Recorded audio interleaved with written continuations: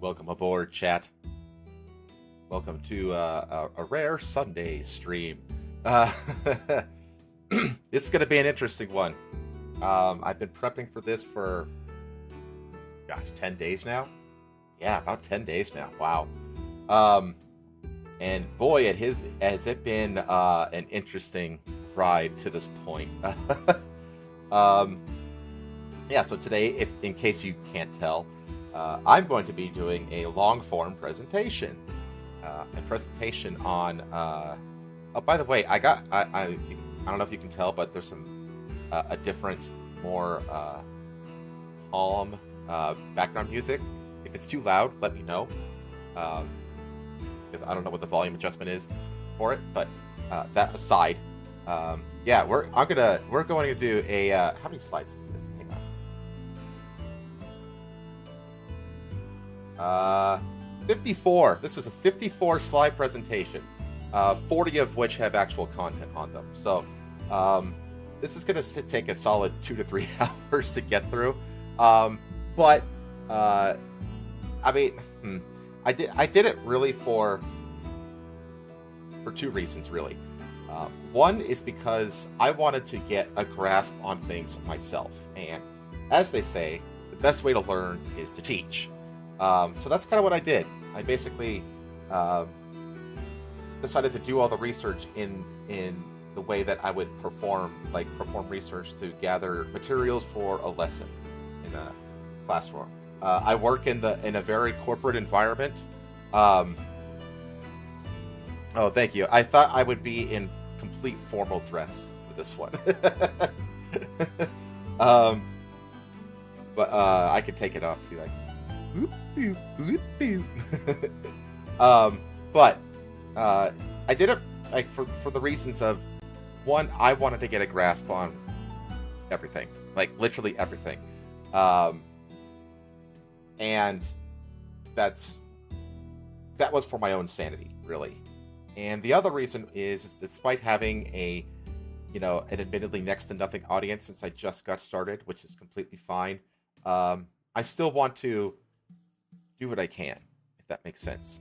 So even if I'm screaming into the void with a very small boat of compatriots, that's okay.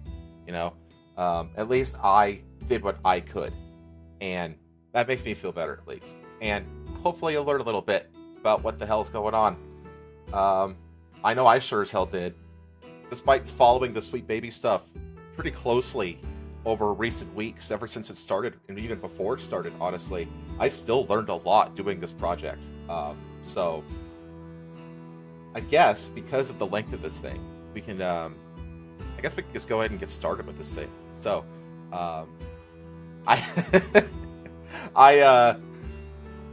this is such a stupid thumbnail / slide presentation start, but I thought it was funny, so I just did it. But tight boat, tight crew. That's right. That's the thing. Like, I'm fine with a small audience as long as that audience is quality. You know what I mean? I'm very much in Rose's camp on this, where slow and steady audience gain, but you garner a quality audience. I'd rather have a small quality audience than a large garbage audience. You know what I mean? So that's where I'm at there. But anyway, there's two main parts to this. I just literally have it as part 1 and part 2.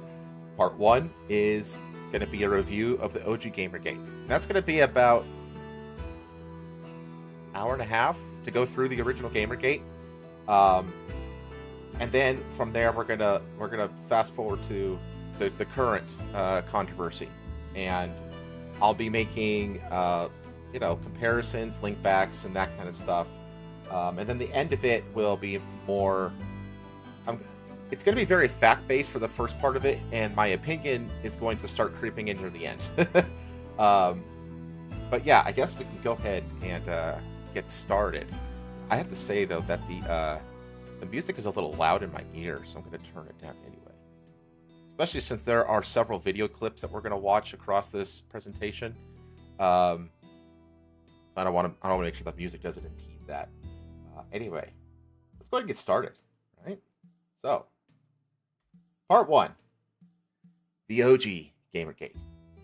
So, I did everything in the form of timeline. So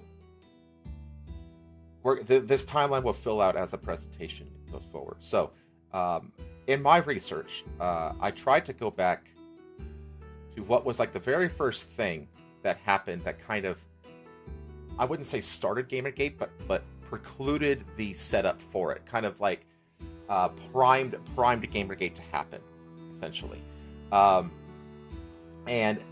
as far back as I can go, that's directly related to the Gamergate controversy, was December 4th, 2013, which is when Depression Quest was uploaded to Steam's Greenlight program. Yeah, the Fort Sumner, exactly, something like that.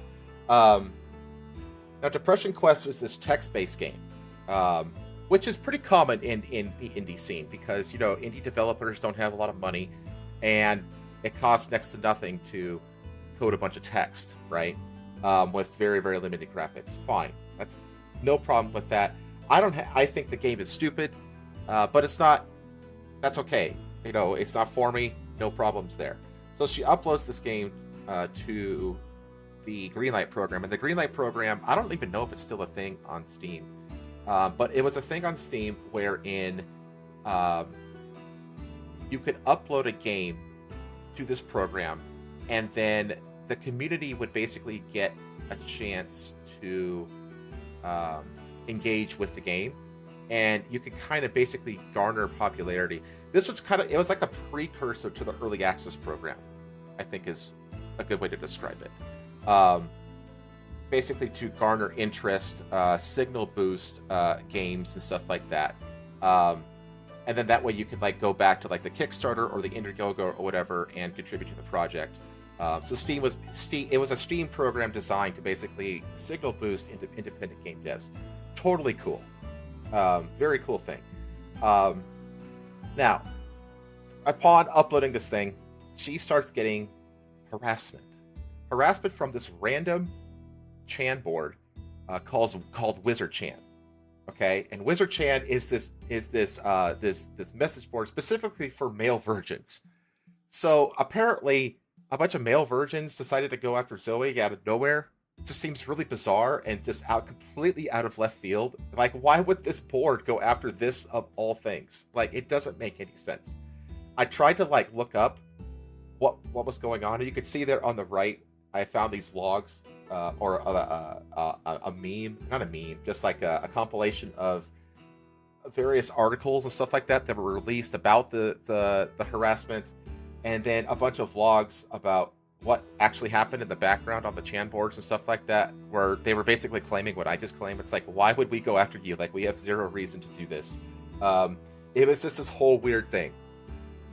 And so Zoe's basically takes this victim narrative and uses it to promote the game.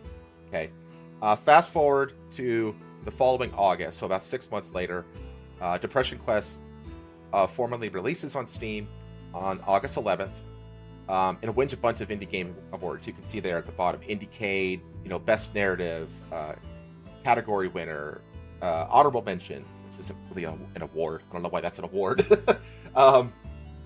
But it wins all these awards, and then it turns out she also kind of tried to capitalize on Robin Williams' suicide to promote the game, which is a really shitty thing to do. So you're getting a flavor now of the kind of person Zoe is. A week after this game releases, on the 17th, a Redditor releases a whole bunch of information basically claiming that all of the harassment shit that she got from Wizard Chan was faked. She faked it for clout. It's basically what happened. Now, believe what you will. Believe what... I'm not here to make a judgment on whether or not the harassment was real or not. But Wizard Chan basically came to the defense and said, like, we didn't do this. This is ridiculous. Why the hell are you accusing us of all the shit that didn't happen? But you're already seeing in just this saga of the game, this Depression Quest game, that Zoe's the kind of person who's going to basically engage in shady behavior and victim clout chasing to garner publicity and, gain acclaim in the industry. So I went forward to August, but we're going to backtrack a bit. We're going to go way back to March 26th, 2014. So this segment I call Jamming the Game Jam. Now, March 26th. So there's this thing called the Pepsi Game Jam, and there are videos on YouTube about this. There's a lot of information about what happened here, but honestly, there's not a lot of very specific information because despite the high publicity of this thing, there was only one actual journalist on the scene. So people are basically going off of what he said and a handful of other game devs at the event said. So the exact realities of everything is a little up in the air, but I think after my research that the accounting of what happened is fair, honestly, for the most part. So Pepsi Game Jam. Pepsi Game Jam, in case you don't know what a game jam is, by the way, a game jam is basically when you get a bunch of small dev teams together and they do a little quick competition to build a game. So like a game jam, so they'll get like 4, 6, 8 teams and they have like, okay, these are your parameters, these are your resources, you have 24 hours or 48 hours or 72 hours to basically create a game from scratch under this rule set. And then whoever has, and then the games will be judged at the end of the time period, and then whoever the judges pick as the winner wins the game jam. That's what a game jam is. So they had this idea where they would like, let's film a game jam and film it like a reality TV show so that people can see like the inner workings of a game jam from the outside, like outsiders, like non-developers, essentially. So, now, this thing got a lot of publicity. There's a lot of major players at this thing. JonTron is there. Markiplier is there. Angry Joe Vargas is a commentator. There's some pretty high-profile YouTube personalities at this event, okay? Now, you'll see here in green, I have a name highlighted in green here. Robert Arnault, or Arnault. I don't know how to say it. I think it's Arnault. This guy is present as one of the indie game devs, along with Zoe Quinn, and a whole bunch of other people. So you got all these high-profile people, all these indie game devs, and the weird thing about this one is that it pitted like actual game devs versus YouTubers. So like YouTubers who don't really have a background in game development, but they have like other artistic skills, were basically made to, create a game and compete against games made by actual game developers, which is strange, but it's obviously done for the sake of publicity. Like JonTron and Markiplier are the two big names there, obviously, who aren't like game developers. So there's a legal dispute that happens that Quinn and Arnault fight together against the production company called Maker. So this contract is basically written up like from a television producer's perspective. You're not allowed to self-represent yourself during the time the show is being broadcast, which means you can't do any of your own work while the show is airing. Which for a game dev, that means like a work stoppage for like weeks and weeks and weeks. And it's like, you can't do that, And then also, because it's a reality show, willful misrepresentation for the sake of drama. Because reality TV is not real, obviously. There's nothing more scripted than reality TV, ironically. So they were like, yeah, no, this is not, we're game developers, we can't agree to this. So they go through these things, they get a lot of these contract issues sorted out, but you can already tell there's some tension before the thing even gets started. As things get started, JonTron and Zoe butt heads. They do not get along, but they're adults, so they try to basically go off camera and bury the hatchet. But problem is, because it's a reality show, camera follows them, and there's this guy named Matty Lesham, who was nicknamed the quote-unquote Pepsi consultant. He didn't work for Pepsi. This guy's a PR hack, is what he is. He goes from company to company doing various PR nonsense. And he was like one of the assistant directors on the scene. Okay, so he basically takes a camera backstage to JonTron and Zoe, who are trying to hash it out. And basically John is like, yeah, no, this isn't gonna fly. You're not gonna like make us do a bunch of garbage drama, not, you know, fake drama shit for your show. You know, we're just gonna get over each other and keep going with the game jam. And so Maddie was very disappointed by this because he's looking for drama. He's drama farming, right? There's a series of tech issues. You know, there's virus-laden computers, garbage headsets, but everybody gets embarrassed because it's like, this is a tech-heavy event and the tech is shit. You know, they stick in a bunch of like competitions that are like arts and craft and shit like that. Basically stuff that has nothing to do with game development, just for the sake of entertainment. A lot of nonsensical branding stuff, like people getting yelled at for like angling the can of Pepsi or Mountain Dew or Doritos or whatever the fuck the wrong way. Just a lot of television garbage getting in the way of the thing. So everybody is kind of at a boiling point. And at this point, Maddie, he takes the sexism angle to produce drama, and so he goes around to all the teams and he says, "Hey, do you think that the two teams with women on them are at a disadvantage?"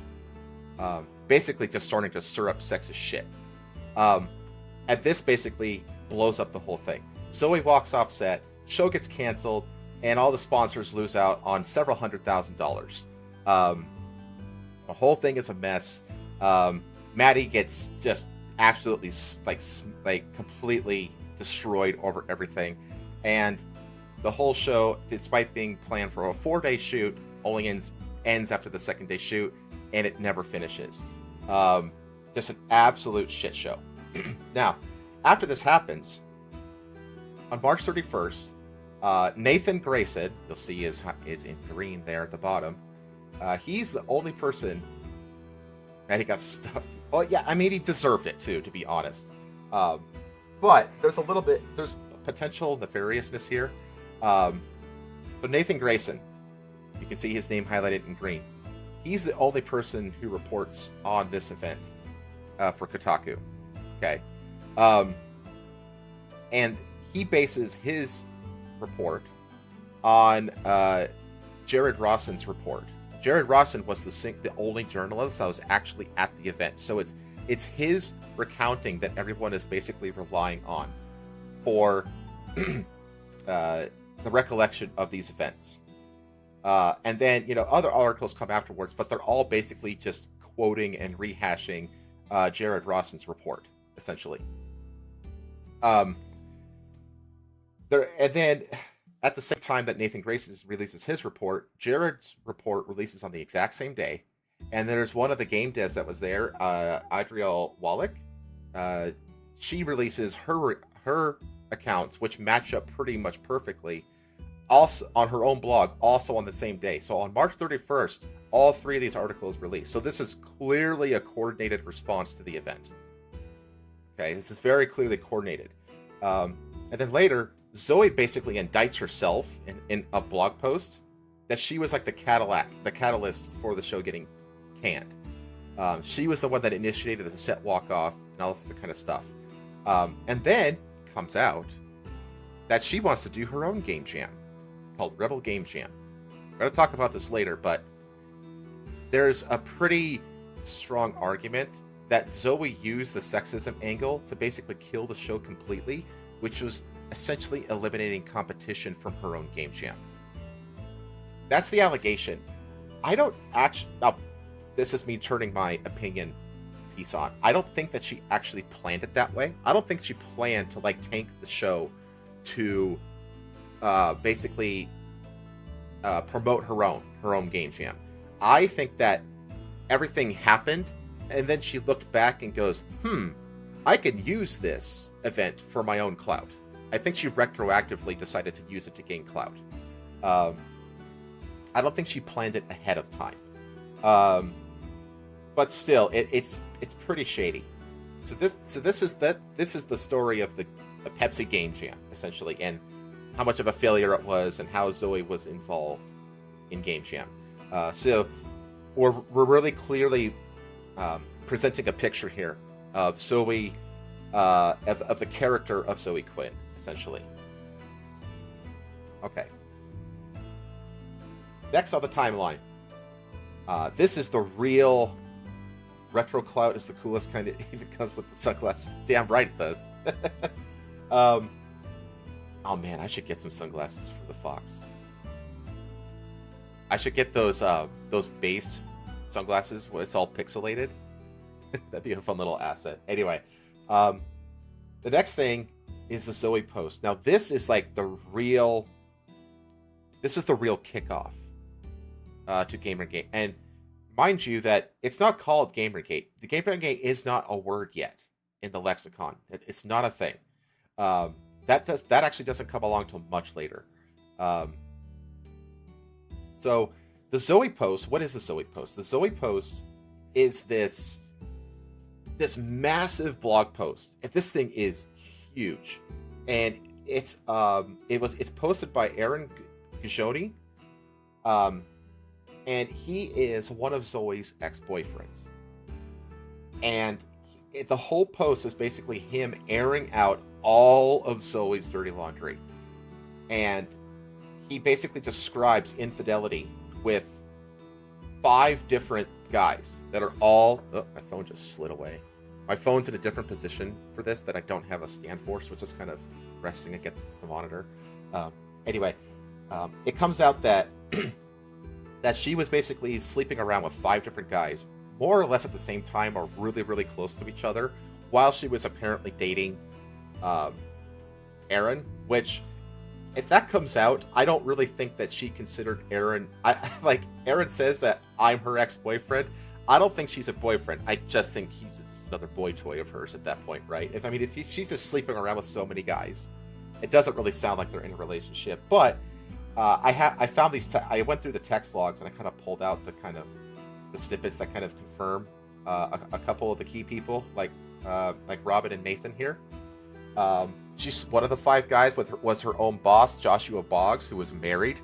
But the 2 main names are Nathan Grayson, who is a prominent writer, our game journal for Kotaku and Rock Paper Shotgun, and Robin Arnault, who is one of our co-indie devs at the Pepsi Game Jam. Robin Arnault is also an indie game judge for the IGF, which is the Indie Game Fest. Okay, and all of these text logs, they're all time stamped and everything. All of these logs that kind of have Zoe admitting to all of her infidelities all happen in the summer between Game Jam and the release of Depression Quest. So between like March and August is when all of these texts happen. A lot of them actually happen in July. And she admits that like these things were happening while they were together, while Game Jam was happening, all this kind of stuff. Nathan confirms, or Nathan claims that they didn't sleep together until after he wrote about her. But it's like, come on, you don't just come out of nowhere like that. And then, to the point where Zoe actually files an affidavit against Aaron. And you can see it there on the right, this affidavit, that she basically claimed, he's doing all this awful stuff to her, and he wants, restraining orders and all this kind of stuff. I'm not going to get into the affidavit, it's a whole thing, but Medium.com did a really good breakdown of the whole entire thing. It goes like line by line and why the whole thing is nonsense. I didn't want to get bogged down to it in this presentation, but this Zoe post really was like the catalyst. This is what kind of initiated all the sleuthing on YouTube and otherwise. Because man, was this some juicy drama. And really that's all it was. It was just relationship drama, which that's all it was at the time. But there's a reason that Nathan Grayson and Rob Arnault are highlighted in green. Next, I'm going to start getting into the ethics in games journalism stuff. So August 26th is when this kind of kicks off. On August 18th, the Five Guys Burgers and Fries video released by YouTube Internet Aristocrat. So that's Mr. Medicare. He was the Internet Aristocrat before he was Mr. Medicare. And that was like the first part in a series of videos called the Quinspiracy Theory. And there was multiple videos that he released as a part of this video series. And that kind of triggered a few others to look into the drama. So like this is where Sargon of Akkad and Mundane Matt start sleuthing around, and they start making waves on YouTube. And that's where connections start getting found out. Nathan is reporting about Zoe in a positive manner while sleeping with her and not disclosing the relationship. As I said before, he claimed that he only slept with her after he wrote about her, but it's like, yeah, okay, bro. Okay, that's it. Yeah, that completely abdicates you. Yeah, I not really. Not really. And then Robin was an indie game judge that gave awards to Depression Quest while sleeping with Zoe. So now it's evolved from just a juicy relationship drama, and it has now become a corruption scandal. More connections get found. Ben Kuchera, who is an EIC at Polygon, he contributed to Zoe's Patreon several weeks before writing a positive article about Depression Quest. Patricia Hernandez, who is a writer at Kotaku, had romantic relationships with many game devs she wrote about. So all these connections are getting found out, and you can see it's quickly escalating beyond Zoe. Zoe, I mean, honestly, doing my research, and you'll see on the next slide when we get there, Zoe isn't actually the center of this whole controversy. Zoe is the gateway to the controversy. Her little relationship scandal basically got people peering in through that doorway, and now that people are through the doorway, they're finding all this corrupt shit across the indie game dev industry, or part of the industry. Maya Felix Kramer is a Silver String Media PR rep who spearheaded the cancellation of the Fine Young Capitalist. I'll get to that later. She worked with Zoe as a PR rep and was one of the censored names in the Zoe post. Maya was also sleeping with Brandon Boyer, who is the chairman of the Indie Games Fest. Brandon Boyer awarded Depression Quest and games written by Silver String Media staff. So you can see here on the right, there's a couple screen grabs. One is of Giant Bomb. Giant Bomb is like it's like a news and Wikipedia site for game developers, kind of. So you can get like a lot of info about game developers and people within the industry, essentially. It's like an encyclopedia of that kind of information. And if I blow it up a bit, here. You see here, oh, I can move this. There you go. There were a bunch of edits proposed in April, and they were proposed by Maya herself to basically erase all of her connections with Zoe. That's what's really interesting about that. So you can see that they got found out, and they immediately started trying to cover their tracks. That's what's going on here. And you can also see here a Twitter post where Zoe is just basically asking how Maya is to be credited on her site, all this kind of stuff. So they clearly work together.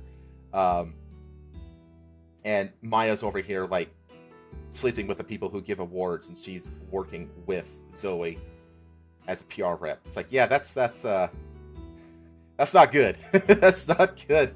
The rest of these are just like the IRC chat logs from way back in the day when IRC was still a thing. Basically, where Aaron is basically saying it's like, yeah, it was Maya, essentially linking her to the center of this stuff. So we have the receipts, and that gets us into the web. This is the beginning of the web. So with Patricia Hernandez, the scandal has grown, and Ben Kuchera for that matter. The scandal has grown beyond Zoe, and we're starting to see like this Gordian knot of conflicts of interest and corruption across the indie game developer scene. Okay, So with Maya, you have an indie developer, Zoe, in a relationship with Silverstring Media PR rep, Maya, who works for all the outlets, such as Kotaku, that report on their work. Because, as you see here, Maya, she doesn't just do PR rep for Zoe, she does PR for all these game journalist outlets as well. Okay? And I have all these little, you can see, I think you can get the idea of like who's boinking who in this crime board I've got up here. So there's, you can see that it really is more than just an infidelity scandal. Being a friends group bicycle is just something to point and laugh at. It's like, she's just a shitty person who sleeps around and is disloyal. Okay, we move on the next day. It is what it is. But the scandal isn't really the what, that she fucks. It is who she fucks. It's really clearly a sex for favors behavior that's going on. Turn the finger out of the pink hair guy. And we'll get to him. This crime board that I'm showing you right here is really the extent of Zoe's contribution to the scandal. And the thing is I also I kind of went through here and labeled like the red lines, or the lines that are like the real corruption. And if you notice, the red lines are coming out of Zoe. They're coming out of the people at the bottom, the people involved in the IGF, Kotaku writer Nathan, Silverstring Media, Maya. Those are the ones who are the real corrupt people. Zoe just took advantage of the corruption that was already there. Knowingly or not, that's what she did. So when we know that Zoe's contribution is what you see here, this isn't the breadth of the scandal. In fact, it's not the real scandal. This is the real scandal. So you can see here there's two primary players along with the game journosphere. So the first one is the IGF itself. So we have these two people in the IGF, an IGF judge named Robin Arnault, and we have the IGF chairman, Brandon Boyer. Okay. Now, these people are responsible for handing out awards to indie games that are entered into the competition, which has a very low bar, by the way. It's literally $100 and your game is in the competition. Now, there's a whole bunch of other ones, such as Indiecade, you can see here. And the thing about this whole thing is that the winners of these competitions, finalists, all these kinds of things, they get featured heavily in the games press, like Kotaku, Polygon, Gamasutra, Rock Paper Shotgun. They feature the winners. They get a lot of publicity, which leads to a lot of sales. Winning these competitions in the indie scene is a big deal because it gets you play in the major press outlets. It kind of like almost elevates an indie game from single A into double A status is what it does. So it's a big deal to win these awards. But you can see here how far away Zoe is. I obviously could have drawn this to her to be a little closer, but she's really not the center of this scandal. This scandal is the award laundering that's happening between the IGF, Silverstring Media, and the press outlets. So, moving over to the second entity, Silverstring Media. So I already mentioned Maya, obviously. But there's these other two people in Silverstring. One is Andrew Wilson, and the other one is Lucas Johnson. And these are Maya's bosses, more or less, in this organization. They co-wrote these two games that were entered into the IGF Indie Festival, Extra Solar and Crypto the Necrodancer. And they won awards at this festival, while one of their subordinates, Maya, was fucking the head of the competition. Like, I mean, and here's the thing: when it comes to corruption and stuff like that, it doesn't have to be proven or shown that the sexual favor led directly to the award kickbacks. All that has to be shown for it to be corrupt is the scenario has to be there where it can happen, or it is even likely to happen. That's the threshold. So, I mean, imagine you're an indie developer who's not in this little fuck club, right? You spend $100, you get your game in, and then you learn that, man, the people who are winning the awards are the people that have very personal relationships with the judges and the leaders of this IGF organization. Not to mention Indiecade over here.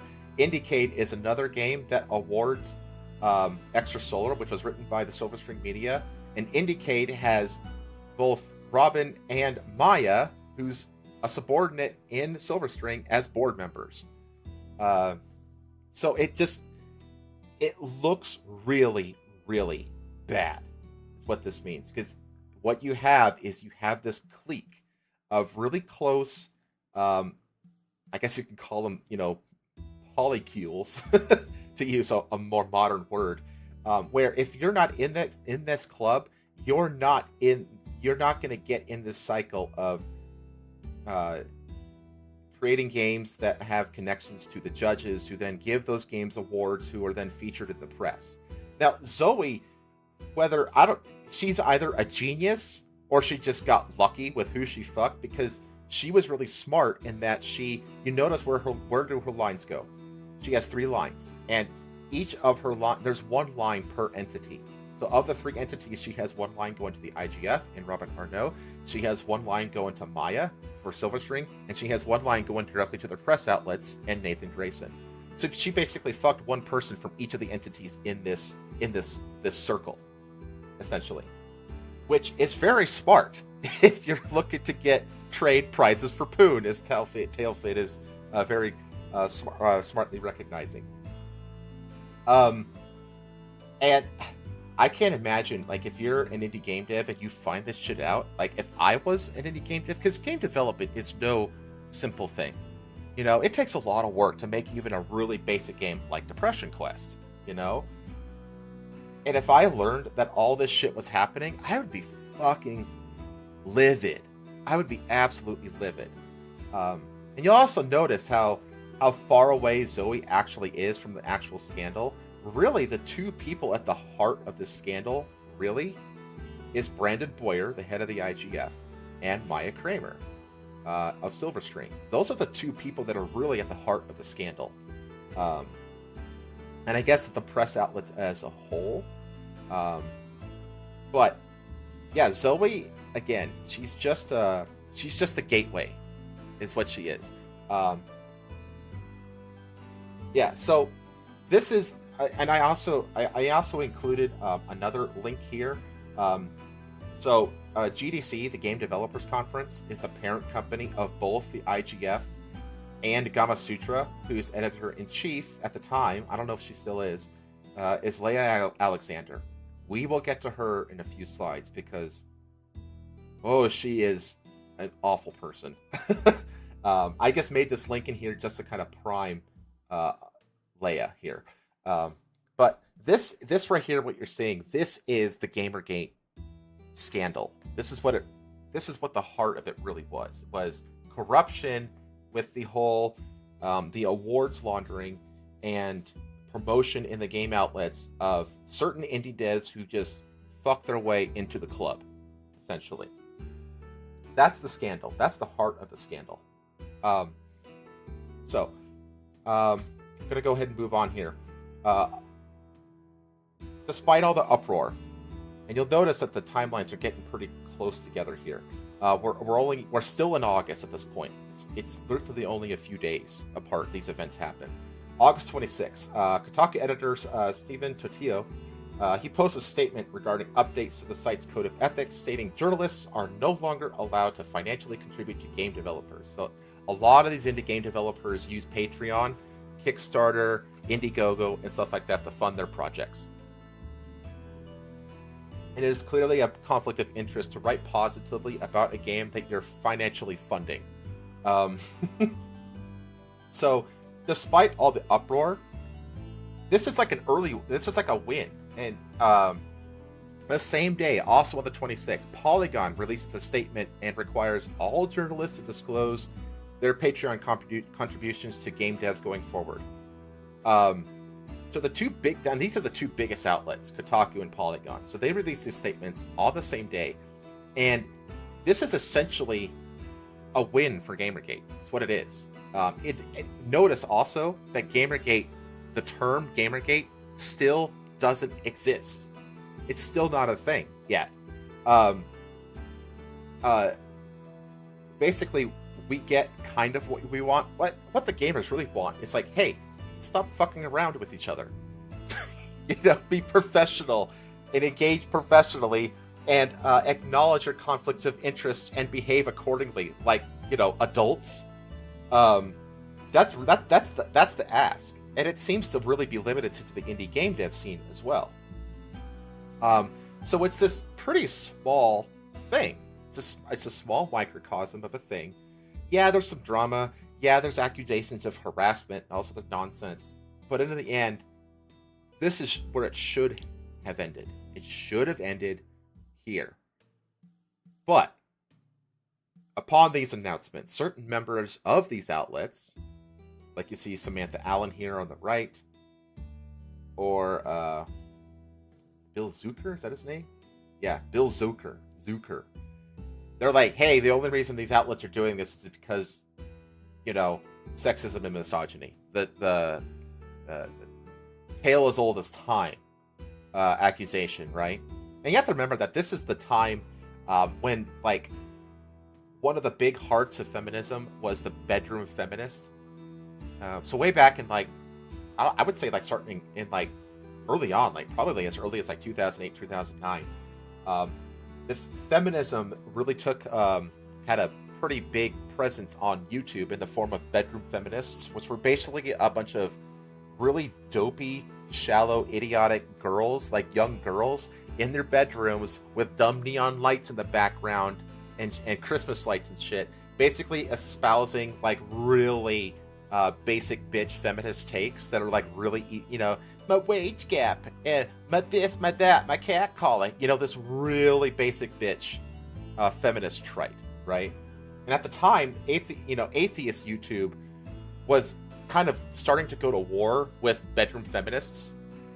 So this is kind of like the political climate of YouTube when this was all happening.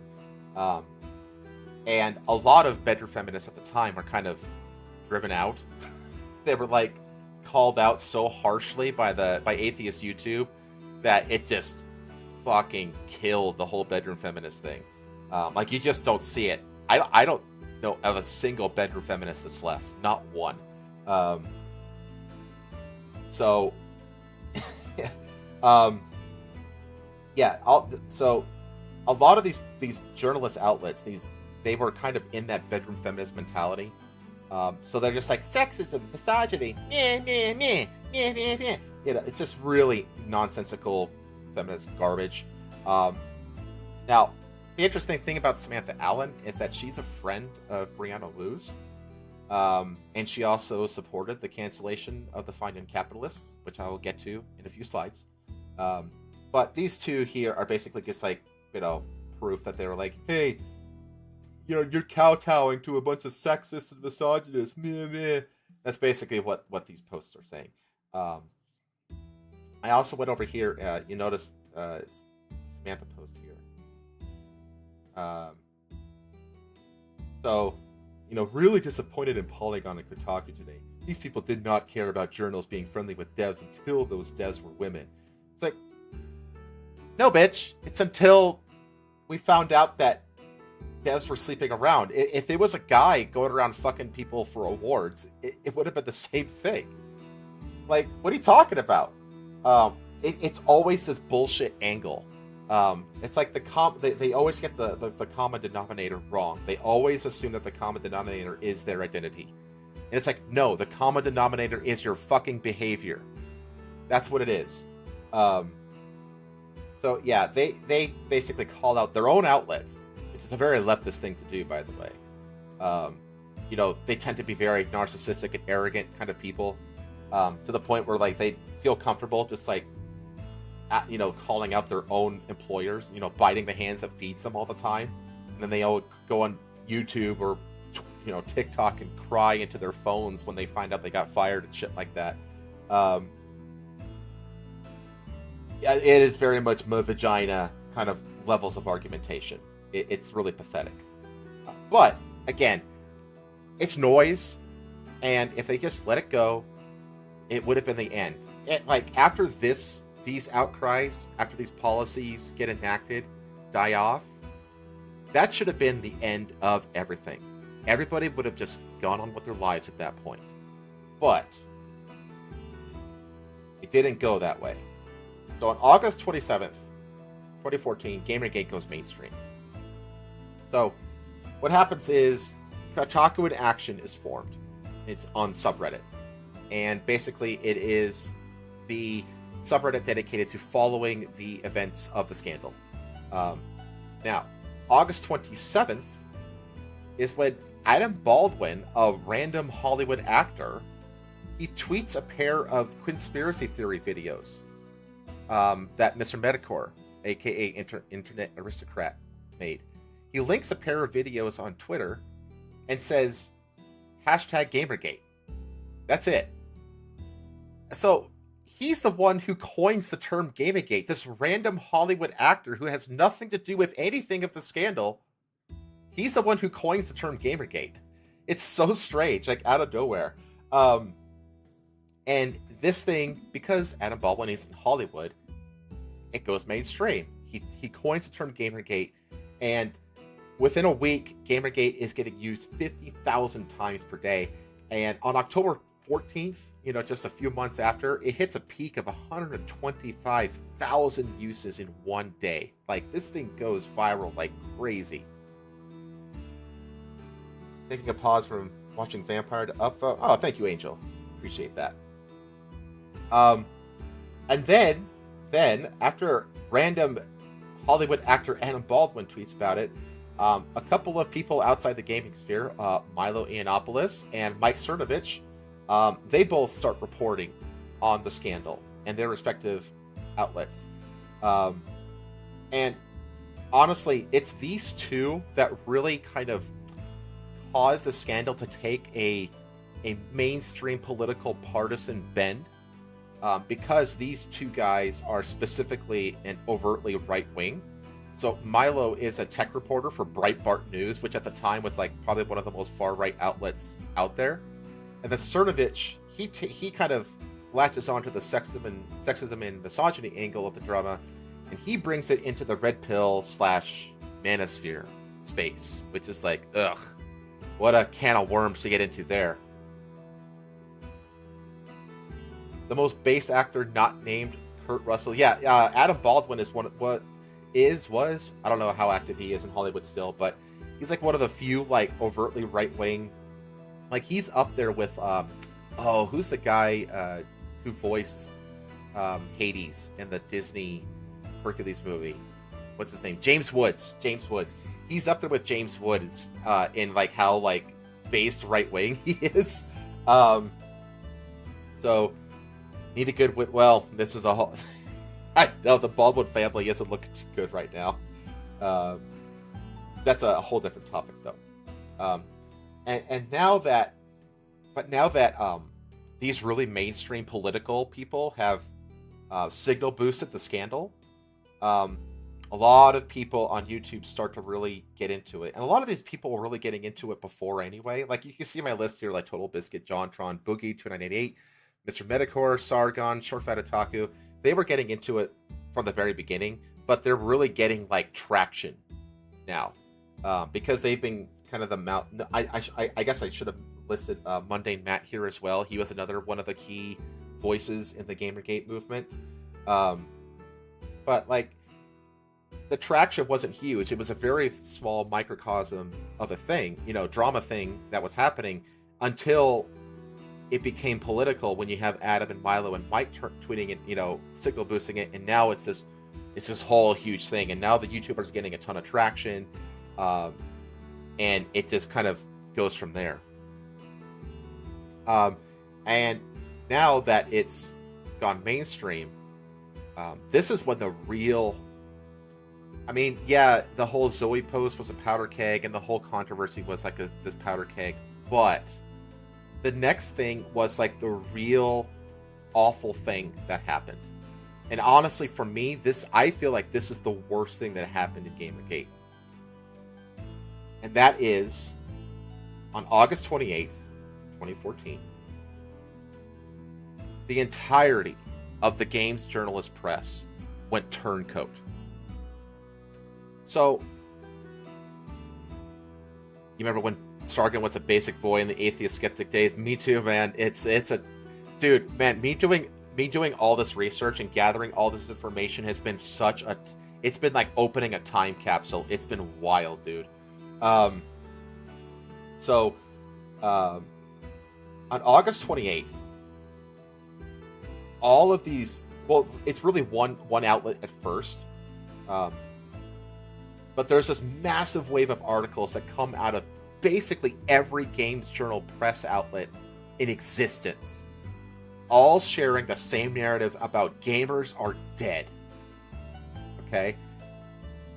And the vast majority of them are released within 72 hours of each other, which is very much looks like a coordinated attack on the gamer community by the press.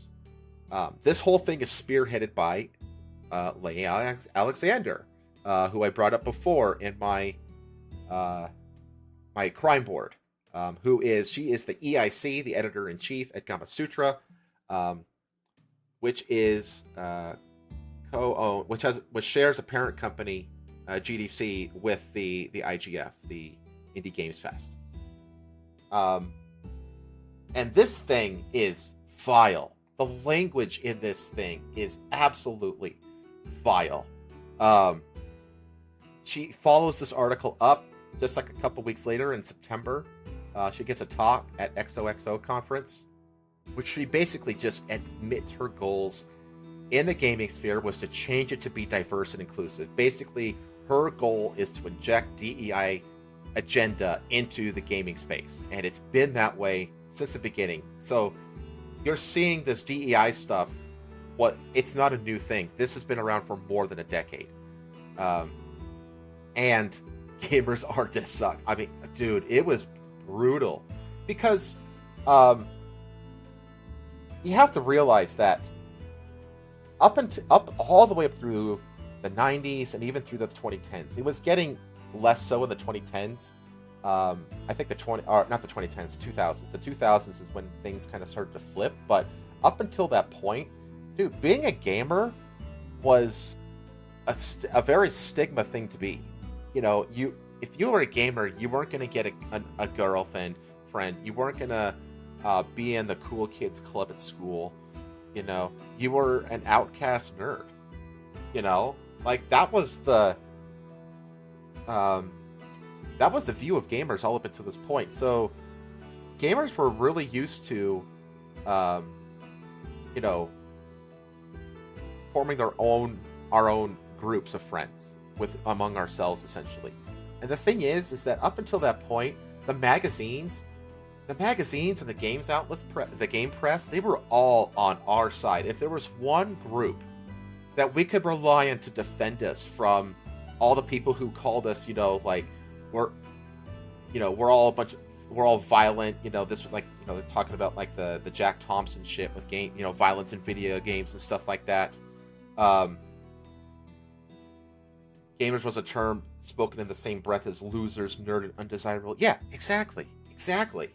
That's exactly what it was. But the thing is that there was a cadre of people who wrote about video games, who were gamers, and if there was one group of people that we could rely on that would have our backs. It was the game journalists outlets, and we were kind of relying on them to report on this IGF scandal with Zoe Quinn on our side. Be like, hey, maybe, this is a problem, and there needs to be more ethical behavior here, and you need to stop sleeping around and handing out awards for sexual in terms of sexual favors and this kind of stuff.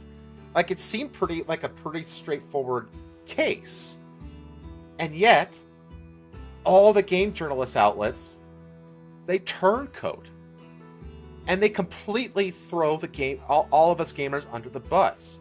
So now there's this really, really bad stink of betrayal on the game journalist press, and now suddenly there's this massive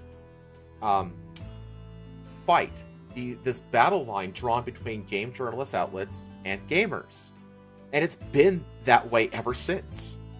And Leah Alexander was the one who spearheaded it. She's the one who poisoned the game journalists against the gamers, basically.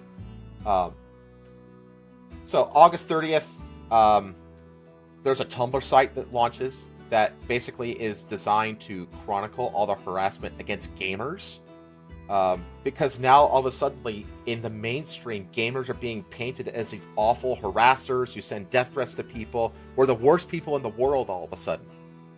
And so we want to chronicle all the shit that we're getting. So this Tumblr site is created to do so. And then on the other side of that, there's an open letter from the game journos and developers pleading to end harassment towards them from the gamer community. The thing is that for every one maybe thing of harassment that came out of the Gamergate side, by the way, none of which came from any of the actual people involved in Gamergate, the FBI did a formal investigation on the whole thing after it happened, and they said, yeah, none of the players in Gamergate were responsible for any harassment. Like, it wasn't there. But for every one, like, maybe harassment thing, the gamers were getting 10 times that in return. It was way lopsided in the amount of harassment that one side was getting over the other, and yet, everybody took the side of the journos and the machine, basically. And so now, all of a sudden, gamers, we felt abandoned as a demographic, essentially, and the blood has just gotten darker ever since. It's really bad. So, software engineer Ben Quintero, he publishes an article on Gamasutra he questions the strategy of aggressively attacking and alienating their core readership by denouncing their culture. And then the site, pretty much immediately downgrades him. Just censor him. Fuck him. Milo, he publishes an article on Breitbart titled "Expose the Secret Mailing List of the Gaming Journalism Elite." And it's in this article where he reveals that there's this mailing list called Game Journo Pros. Basically, it's a mailing list of a bunch of people that release these articles. So it basically proved that a lot of the articles, like the release of this gamers are dead narrative, was coordinated. The whole game journalist press, not all of it, not all of the names in the list of articles were present in the mailing list, but a large majority of them were. And it's just there's obviously a narrative that these game journalist outlets decided to craft and basically just throw the gamers under the bus. And this mailing list kind of proved it. So the whole gamer attitude switches from, hey, let's put an end to the corruption, to the people hate us and must be destroyed. It just made the blood so bad between gamers and journalists. So in the aftermath of this wave of turncoat articles, you get a series of censorship campaigns. These start all the way back in August 15th. There's the SPJ, the Society of Professional Journalists. They host a panel in Miami about the pro Gamergate side. And this includes a whole bunch of stuff, a like Christina Hoff Sommers, which is another throwback to the past. Milo, remember Christina Hoff Sommers was called the what was she called? She was like the based mom or the base gamer mom or something like that. This is how the news media has worked for decades. Gaming journals were just really bad about keeping a lid on it. Yeah, it's true. But at this panel, this SPJ panel, it's canceled and forced to evacuate due to a bomb threat, and only a Q&A was held. So that's one instance.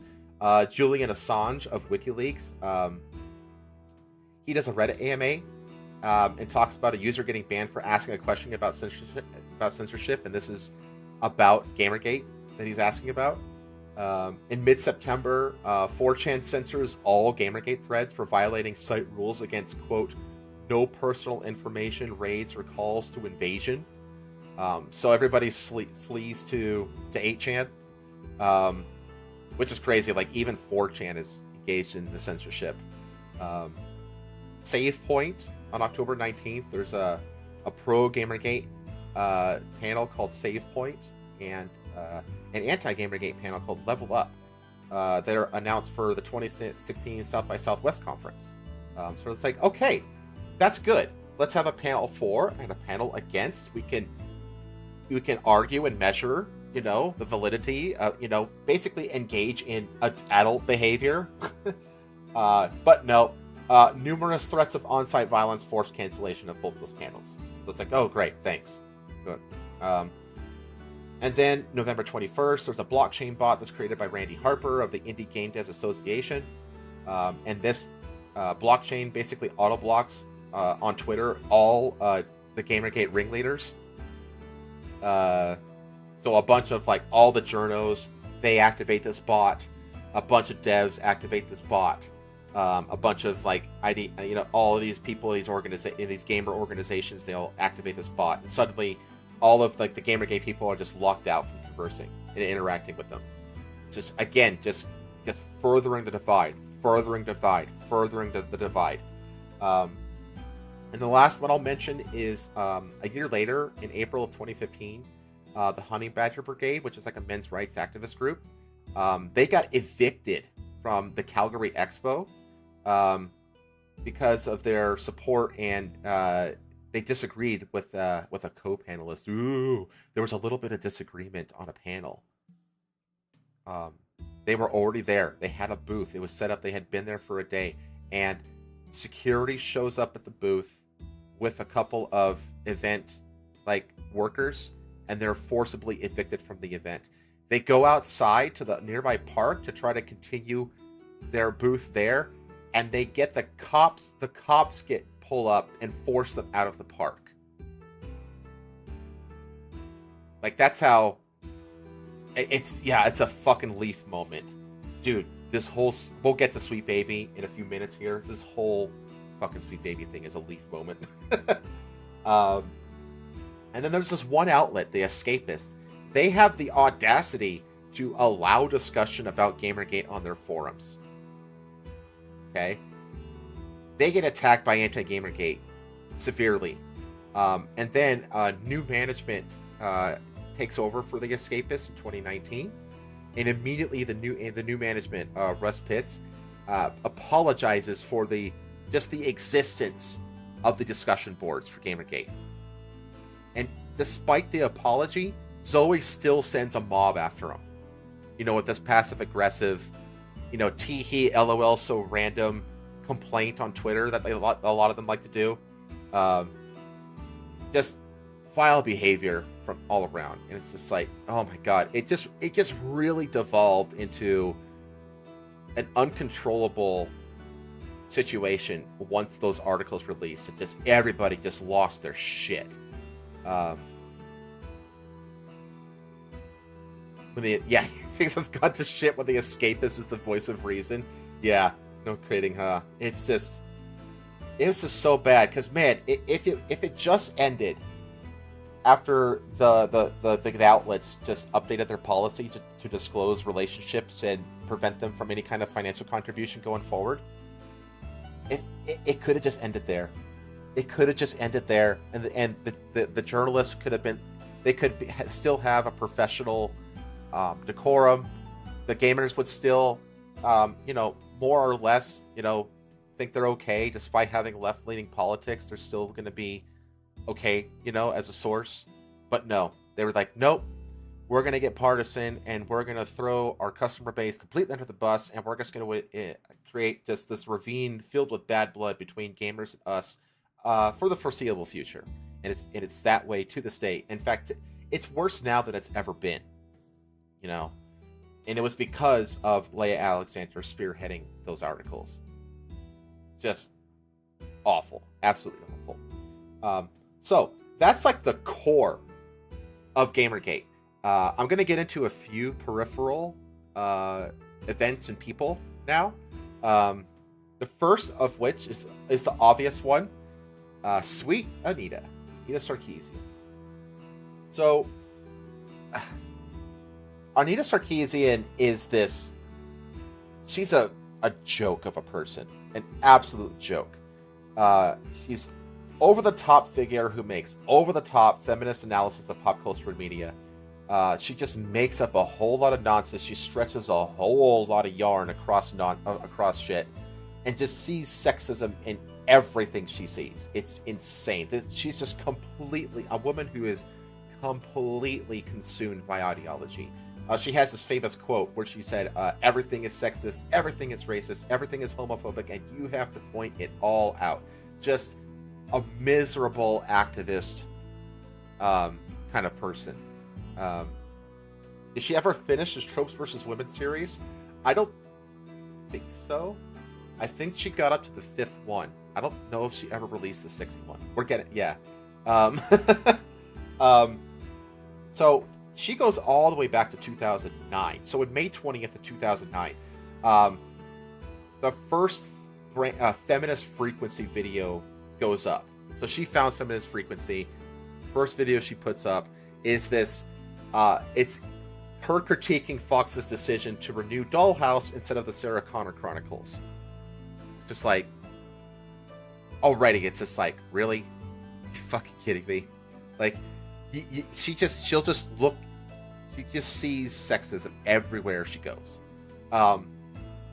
In 2011, Femme Frequency partners with a company called Bitch Media. Yeah, which is like, yeah, that doesn't sound like a good. That sounds like a fantastic organization to partner with. And that's to produce a 6-part series called Tropes versus Women. The same vein as her usual content, and she kind of goes a little bit more mainstream with this. Oh yeah, the sexism is in the walls, Cornell. Don't you know? It's everywhere. In your walls, be careful. It watches you while you sleep. It's like the anti-Santa. It's the Krampus. So, her hyperbolic, sexist views, starts to garner criticism. And it's funny because of all the people, she ends up kind of having a rival on YouTube. The Amazing Atheist. I don't know if you remember him. That's another throwback to a now irrelevant personality. The Amazing Atheist is kind of like a rival. Like every single time Anita opens her mouth, the Amazing Atheist makes a video criticizing it. Yeah, good old TJ. Yeah, good old tiny dick TJ. That's not me name calling him. He acknowledges it himself. Like, he and not only that, but I think Sargon actually did quite a bit of criticism against Anita as well. But yeah, they start getting traction, and this is kind of actually where like Sargon and the atheism sphere, because Feminist Frequency and Anita Sarkeesian kind of was like one of like the key players of the whole bedroom feminist movement. They kind of took the bedroom feminist stuff and gave it a professional look. That's really what it was. It's like basically like we're gonna take bedroom feminists out from the bedroom and put it behind a desk with a green screen in the back. That's basically what Feminist Frequency was. Okay, so she's gaining notoriety at this point. Okay, a year later, June 4th, 2012, she launches a Kickstarter for an offshoot called Tropes vs. Women in Video Games. And this is where shit hits the fan with her, she immediately garners waves of criticism and quote-unquote harassment. And she grifts off of this so-called harassment to raise almost $160,000. She only asked for $6,000 to produce these 6 videos. And she got like $160,000. Now, I think everybody here knows that, hell, I can produce, before I had the model, before I had the art, before I spent any money, I could have produced 6 videos for like $20. All I needed was like a webcam. I could have done it with a $20 webcam. And that's literally all I would have needed. And yet, she asked for $6,000, got $160,000, and still failed to deliver. On September 4th, 2012, despite the massive success of the Kickstarter campaign, videos don't release on time. They all lag months, even years behind schedule. Okay? And like I just said, people who do this full time with little to no overhead will put out this amount of content in every 1 to 2 weeks. It's not that difficult. You don't need this money. So she immediately starts looking like a grifter. Okay? And then, a couple weeks after that, September 15th, or a year after, I should say, September 15th, 2013, there's a lecture unearthed by I think it's a Redditor, of Sarkeesian in 2010, claiming that she isn't a fan of video games and that she actually had to do research, which is directly contradictory to the statements she made during a bunch of her talks and stuff like that. She's revealed to be also be using game footage that's stolen from other YouTube Let's Players instead of her own game capture. So she's really starting to look like just a big fraud at this point. In fact, I have a video here. Let me know if you can hear this, chat. You should be able to hear this. If someone actually steals from I'm going to show you a remix that I just finished this weekend and no one else has seen. One person has seen it. I hear background music. I'm sorry about that. A fan of video games. I actually had to learn a lot about video games in the process of making this. To me, the song is positive just because I've only contextualized it in a way to critique male domination in our media. And also, video games, like, I would... Engaging and interactive. I'm a gamer and I enjoy games. But you can see here, the video's a little scuffed. Sorry about that. But she's clearly contradicting whether or not she actually likes video games here. It looks like all the footage of her playing games as an adult and saying like, I love video games, I grew up playing video games. It looks to be all just staged. Staged for the sake of clout. You hear it? Good. At least you hear it. Hopefully the other videos won't be so scuffed. And then, after all of this, 2 years later, September 24th, 2015, Anita Sarkeesian and Zoe Quinn, they speak at the UN Council for Women to use their bullshit, overhyped abuse to advocate for online censorship. Like, what do you think it would take for, like, Sargon, who's now actually, like, one of the biggest podcasters in all of Britain, to get a seat at the UN for even, like, 5 minutes? It's never going to happen. And yet, Anita Sarkeesian and Zoe Quinn, they get to sit at the fucking UN and lecture a world governing, or at least a European governing body, about, online abuse and censorship and shit like that. Like, absolute bullshit. Yeah, see, I got it. I got to it, Dr. Frederick. There's no way I was going to leave out the fact that they got a seat at the UN. It's absolutely fucking insane, and it really reveals the insane slant of these large governmental bodies. I know. I absolutely applaud Sargon's UKIP run. I really do. I know that it was kind of cringe, but at the same time, I have a ton of respect for everything that he did there. But anyway, that's off topic. And now, this saga has gone from 2009 to 2015. This is a 6-year-long saga.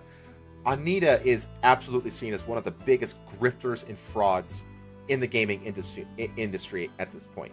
But you notice that she's all about the sexism, misogyny, DEI.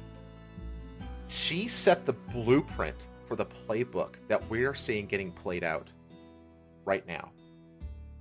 That's why she's such an important figure in all this. Anyway, I said I would talk about the Fine Young Capitalist for just a bit, so let me get into that just a little bit. On August 12th, 2014, so this is kind of like into the run-up and during the powder keg of Gamergate. This was like a side thing that happened in parallel. An Indiegogo campaign titled The Fine Young Capitalist launched, and this is basically it's asking for support in getting more women involved in game development, and that the proceeds would go to charities that would promote such a thing. But this isn't good enough. There's a Redditor named Sally Slater who accuses Zoe of intentionally doxing and sabotaging this female-centric game jam, because that's what it was. They were like going to do a game jam for female developers, basically. Basically doing because it was exploitative. It was like, oh, so you're raising money to get a bunch of women to develop games for free? That was their argument. It's like, it's never good enough for these fucking bitches.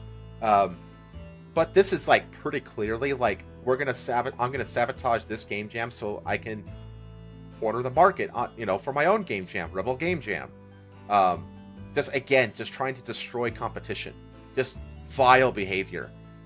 Maya Kramer, who was at the heart of the Gamergate scandal, is also involved in this cancellation attempt. She's one of the people responsible for DDoSing or getting a DDoS attack on their website that crashed and killed the website. And the funniest thing that came out of this little side event is that on August 22nd, 4chan promotes the campaign. All of those sexist trolls on 4chan who are promoting women getting into video games. Awful people. They raised $5,000 for this campaign, and as a celebration, they create a mascot named Vivian James, which you can see here. And this becomes the Gamergate mascot, interestingly enough. You see her all over memes and stuff like that, and I've actually seen her pop up in a few memes related to the Sweet Baby stuff, which is a hell of a throwback. At least Sargon tried. Yes. Yeah, absolutely.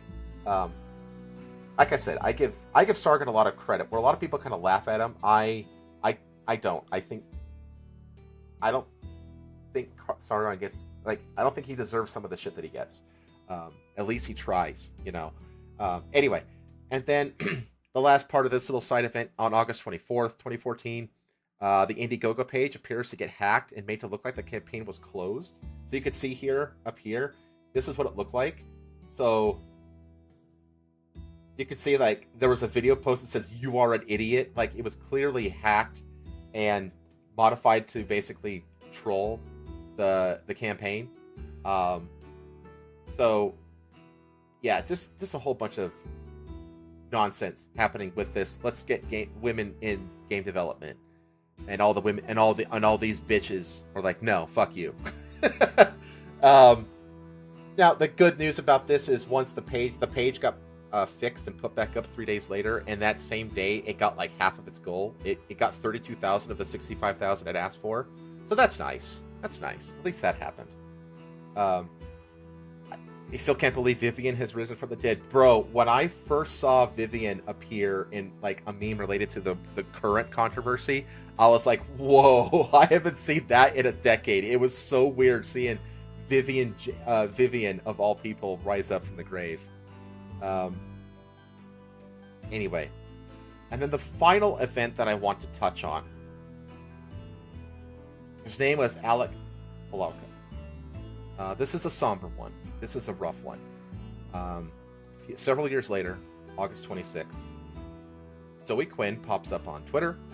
She posts a big Twitter thread accusing an ex-boyfriend named Alec Halaka of sexually assaulting her in Winnipeg shortly after starting to make indie games in 2012. So this is 7 years removed from when she claims it to have happened. So 7 years after it supposedly happened is when she decides to just, out of nowhere, make these fucking claims. I think this was actually like her contribution to the Me Too movement, is what I think this was. The post has absolutely no evidence. It's just her just claiming shit happened with this timeline that she has, apparently. Halaka is forced out of his company by the board, despite owning the company. The board forces him out. Even after he made a successful game, Night in the Woods.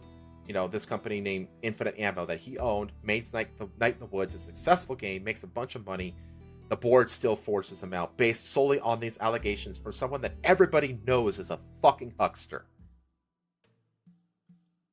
His friends and family even distance themselves from him. Okay? And what is that? 5 days? 5 days later, he commits suicide. August 31st, he commits suicide. And basically, this is where the whole, at least Gamergate doesn't have a body count. That's where this phrase came from. Because at this point, the community has basically pinned his death on Zoe, essentially. And as far as I'm concerned, rightfully so. Because even after the suicide, she never came out with proof. She never went beyond the original post. Just so now you know, like, what kind of a person Zoe is. Just a vile human being. Anyway, there's a few other peripheral events that happen that I didn't go over, only because they don't really directly relate to the current controversy. Brianna, there's a whole Brianna Wu thing. You can look into that. You can look into Phil Fish. You could look into Pizzagate, #NotYourShield, and the Wikipedia editors. If you go to knowyourmeme.com, there's articles about all of these things that you can find. I didn't want to go over them here for, one, they're not really directly related to the current controversy, and two, I don't want to go on for absolutely forever. So, because we're at about an hour and a half, which is what I wanted. I'm on schedule, actually. I'm happy about, especially since I did not practice this at all, chat. I basically just made sure the slides looked good and then just went for it. So that's Gamergate. That's, I think, what the most important stuff about Gamergate right there. So now I'm gonna take a big swig of water.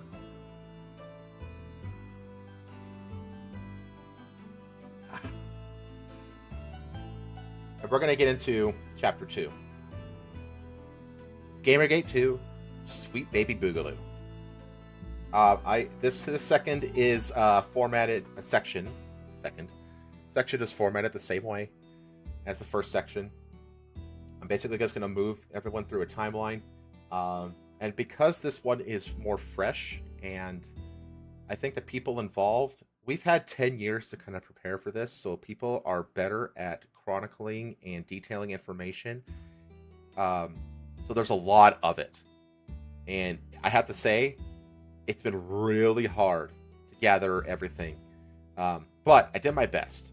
So, first things that happen is 4chan of fucking course. So, on October 26th, there's a 4chan Anon post that basically calls out Sweet Baby Inc. And this post is based off of an article published on the same day in Niche Gamer. And it basically writes out the entire mission statement of Sweet Baby Inc. that's on their website. It screen grabs credits of games that you can see here in the black. See Sweet Baby right here.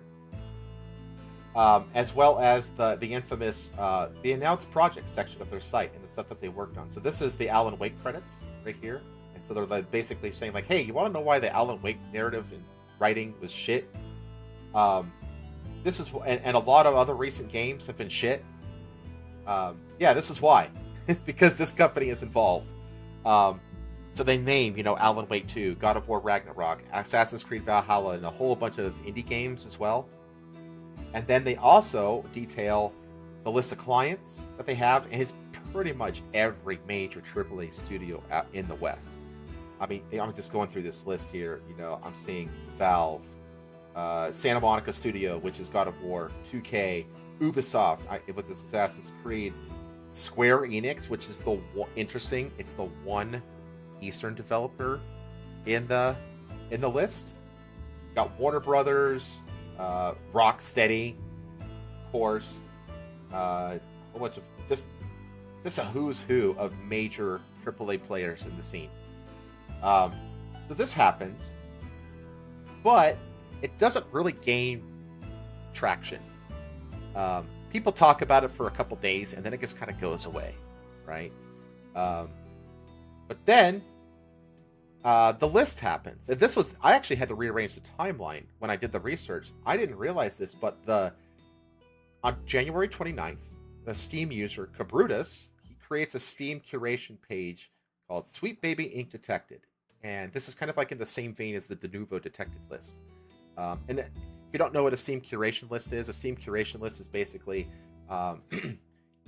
you can basically create a list that's like, hey, this is a list that chronicles all the games that have this or that. Like, you have a female protagonist, or lots of violence, or one of the more interesting ones that I've mentioned here is the De Novo Detected, which is like the anti-cheat software that goes down to the kernel level, and it's extremely invasive on your PC. He does the same thing, except it's just like these games all have Sweet Baby involved with them. And it didn't uncover anything new with this list. All the games he listed, and continues to list to this day, are the ones that Sweet Baby lists on their own website. Back here on the announced projects, they all list them here. He just went through this list, and this listed them on Steam. That's all he did. The description for the list, it's right here. It simply reads, a tracker for games involved with Sweet Baby Inc. That's it. And it garners like less than 10,000 followers in the whole first month. And this is what surprised me, is that this list gets published and again doesn't really get that much traction. People kind of talk about it. It's the whole Sweet Baby discussion is still very, very insular. Only a very small number of people are talking about it. Thank you, Dr. Frederick. I appreciate the compliment. But then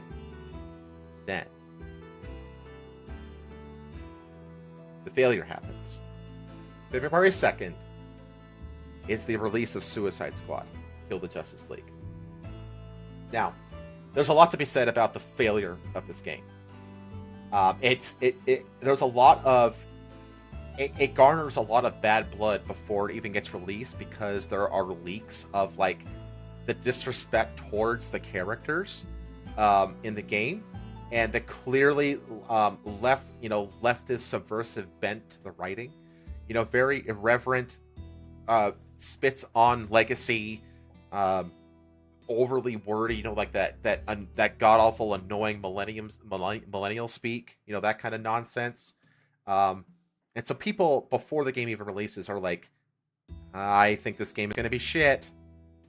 Then it releases, and it's way worse than everybody could have imagined. It's a buggy as fuck mess. In that the release version has a bug where you log in and you are immediately skipped to the end of the game. Like shit like that. They release a patch like a week or two later that completely cripples the matchmaking system, so people can't even play the game because they can't get into a matchmaking session. It's just an incompetent, buggy as fuck mess. It's got dated, boring gameplay loops.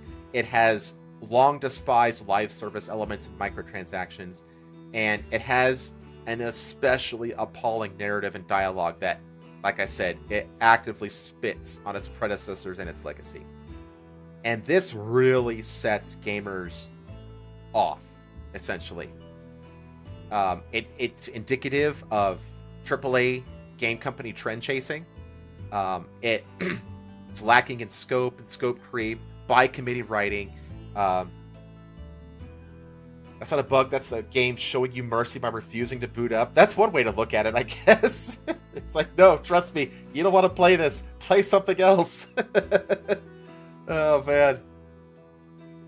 But you can see here that, like, there's this image right here.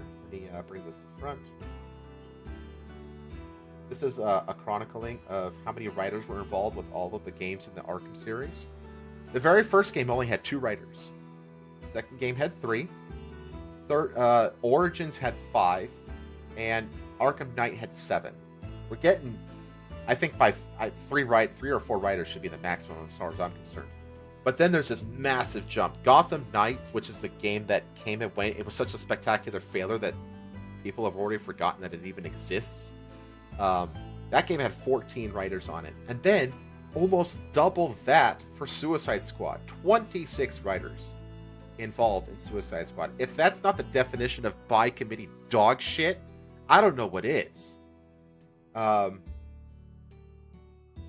yeah, and it's pretty quickly revealed that Sweet Baby had a very significant input into this game. To the point where one of the key writers for Sweet Baby, Grant Roberts, is listed as a lead scriptwriter on the project. I mean, I know that the website says, like, yeah, we did like a little bit of cutscene work and we did like NPC barks and this and that. But it's just like, I'm sorry. That's not what lead scriptwriters do. Like, lead scriptwriters are heavily involved in the narrative of the story. It's kind of baffling. As you have other people like Amy Leigh Shaw, who's listed as a junior scriptwriter, and then you have Kim Belair, the CEO of Sweet Baby herself, as a writer listed here. So this game is infested with Sweet Baby writers, essentially. So that's quickly found out. And because Sweet Baby is already kind of riling up in the background, this revelation kind of blew a powder keg. You also see that Kill the Justice League was basically on the back of a whole string of significant failures over the past few years. The ones I could think of were Forspoken, which was so bad it got its production studio closed down, Luminous.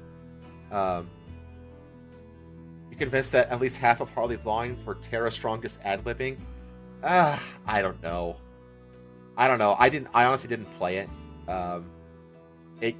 I've seen enough of it to know that it's going to be awful. You have Anthem. That was a massive failure. That was like a couple of years ago. Saints Row is another recent one that was so bad it killed its entire studio. I'm going to talk about that much more in a couple slides, actually. Gotham Knights, which I already mentioned, which got released, failed, and got memory hold immediately.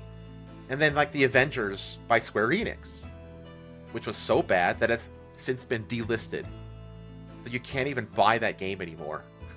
So, and then most recently Skull and Bones, which was the big quadruple A game by Ubisoft that was a massive failure.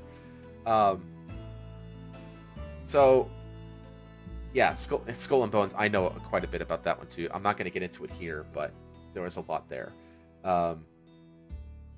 If you actually want to know that, go watch the podcast episode of the Offensive Charm podcast that Rosa and Jazz host. I was on there a few weeks ago, and I went into the development process for Skull and Bones and just laid it all out there. So go check that video out. Warner Brothers, they've released a statement that admits that they felt that the Suicide Squad, quote unquote, fell short of expectations. It's such corpo speak. And that it sets our game's business up for a tough year-over-year comp. And that's because the prior year, they released Hogwarts Legacy, which was like the best-selling game of the year at over 22 million units sold. And it even beat Call of Duty in sales, which is like, no game does that. So they went from Hogwarts Legacy to Suicide Squad as their major releases year-over-year. So it's like, yeah, that's going to be a tough year-over-year comp, definitely. Now, the curation list gains some traction. It doubles in just a couple days, but it's still not like massive. It's got like maybe 20,000 people, which isn't a lot. It's really not a whole lot. I actually want to talk a little bit more about the failure at this point, because I think this is a good time to kind of talk more about the industry as a whole, just as a little bit of a side tangent.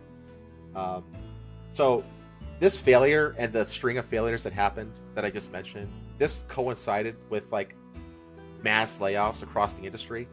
So as of the time of this writing, there's been more than 8,000 layoffs across Western gaming, AAA gaming, since just January, which is pretty staggering because there was like 11,000 layoffs in all of 2023. So we're like already 3/4 of the way there, and it's not even April.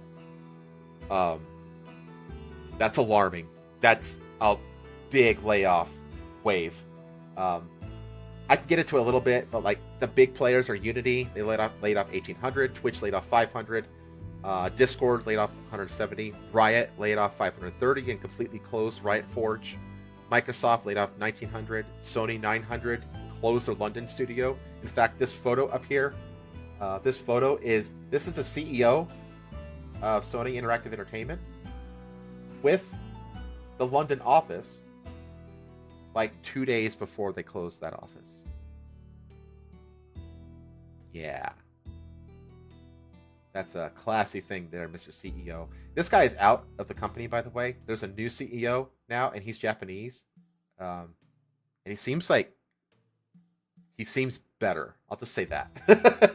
Now, an interesting thing that these layoffs coincided with a lot of game cancellations, obviously. A lot of which were live service plans. Twisted Metal and The Last of Us were big ones that were announced to have been canceled for their respective studios. And I think it's just because a lot of these studios are kind of coming to terms with the fact that live service games costs way more than they can afford or are willing to give resources to. Like, it's insane how much it costs to create and maintain a live service game. And a lot of companies are just wising up to that fact. And they're like, yeah, we can do more with less than that. But what this layoff wave is it's the last gasp of the big spend, big risk era that kind of blew up during the COVID era. The studios are beyond the sustainability of the sunken cost fallacy. You got studios like Insomniac, who made Spider-Man. They suffered layoff. They're a part of the 900 in Sony here. Despite the fact that game sold like over 10 million copies, it costs like upwards of 500 million to make. It costs more than 300 for production, and they spent at least 150 on marketing that thing. They pulled off a lot of stunts marketing that thing. They probably spent around 500 million total developing that game. So despite selling 10 million, which translates to roughly, 600, 700 million in profit, that's only like 150, 200 million, which that's not a lot for the Spider-Man IP. Which is why they were hit with the layoffs, and they were told by Sony, like, hey, get your budgets down. They're out of fucking control. Like, even with if you're making 150, 200 million dollars on a Spider-Man game, if your Spider-Man game costs $300 million to make, that is not enough to finance the next Spider-Man game. And it's discrepancies like that, which is where outside money comes in. And I'm going to get there in a few slides. 10 million for Deaf Girl. Mitch, God. Not just Deaf Girl grind, but like riding bikes through the park grind. And just so many boring as fuck elements across that game. Help a gay high school couple go to prom grind. Like, yeah, that's what I want to do in a Spider-Man game. That's what I signed up for. That's what I paid a premium for. Fuck. But anyway. And honestly, the layoffs aren't just because of the game failures. There's a lot of elements that go into these game failures. A lot of it is because of overhiring during COVID. During COVID, there was a massive increase in the demand for entertainment, gaming, movies, etc., etc. And so game companies, they hired like crazy during this time, and the money was cheap. Interest rates were very low at the time, so they were able to get their hands on a lot of cheap loan money, essentially, and they were operating under. I cannot believe that they didn't think that this was coming. They thought that they could sustain that artificial high demand after COVID. So a lot of these layoffs are actually due to the market just kind of recorrecting itself to where it always should have been, back to normal levels, and kind of just ending that whole COVID hiring spree. That COVID hiring spree and receiving cheap loan spree that got a lot of, let's say, toxic people into the studios. Anyway, moving on. This is I do want to clear something up. This slide is largely opinion on my end, but I think there's a misconception amongst gamers about what contributions SBI or Sweet Baby Inc. I'm just going to call it SBI from now on. Actually contribute to the failure of games. So the question is, does SBI cause games to fail? And I would say yes and no. So a common criticism is that we detractors are ignorant about game development and we don't know what these consultancy companies really contribute to a game. That's been a common thing that I've been seeing amongst all of the, the midwits across the game development scene in response to this whole thing. And the thing is, they're right. We don't know what exactly they contribute. We have an idea, because they tell us on their website what they do. But we don't know exactly, was Sweet Baby directly responsible for turning Saga black in Alan Wake 2? I don't know. We don't know. We don't know if that was a Sweet Baby thing or if that was already there before Sweet Baby came in. We don't know. And the thing is, it's funny because statements from the Sweet Baby CEO seem to indicate that they don't know what the fuck they do either, to be honest. More on that later. We'll get to that. I don't think that SBI is going in enforcing DEI and progressive political messaging into games. I don't think that that's what they're doing necessarily. I believe that I actually kind of mostly believe her when the CEO says that they just go in after a story is figured out and they make little punch-up tweaks. I actually think that is probably mostly the case in most scenarios. I don't think that's the case in Suicide Squad just because of how prominent their writing credentials are on that game. But for the most part, I think that their contributions are actually pretty minor. But no matter how you slice it, no matter how many permutations you give them, it's like, okay, you have a good game, they hire a Sweet Baby. Do they make it better? Do they make it worse? I mean, their track record would indicate that they either make things worse or they are incapable of saving an already bad game. Alan Wake 2 is one of the games that they feature prominently on their site. That game failed. That game needed to sell almost 2 million copies to break even, and it didn't break 1 million.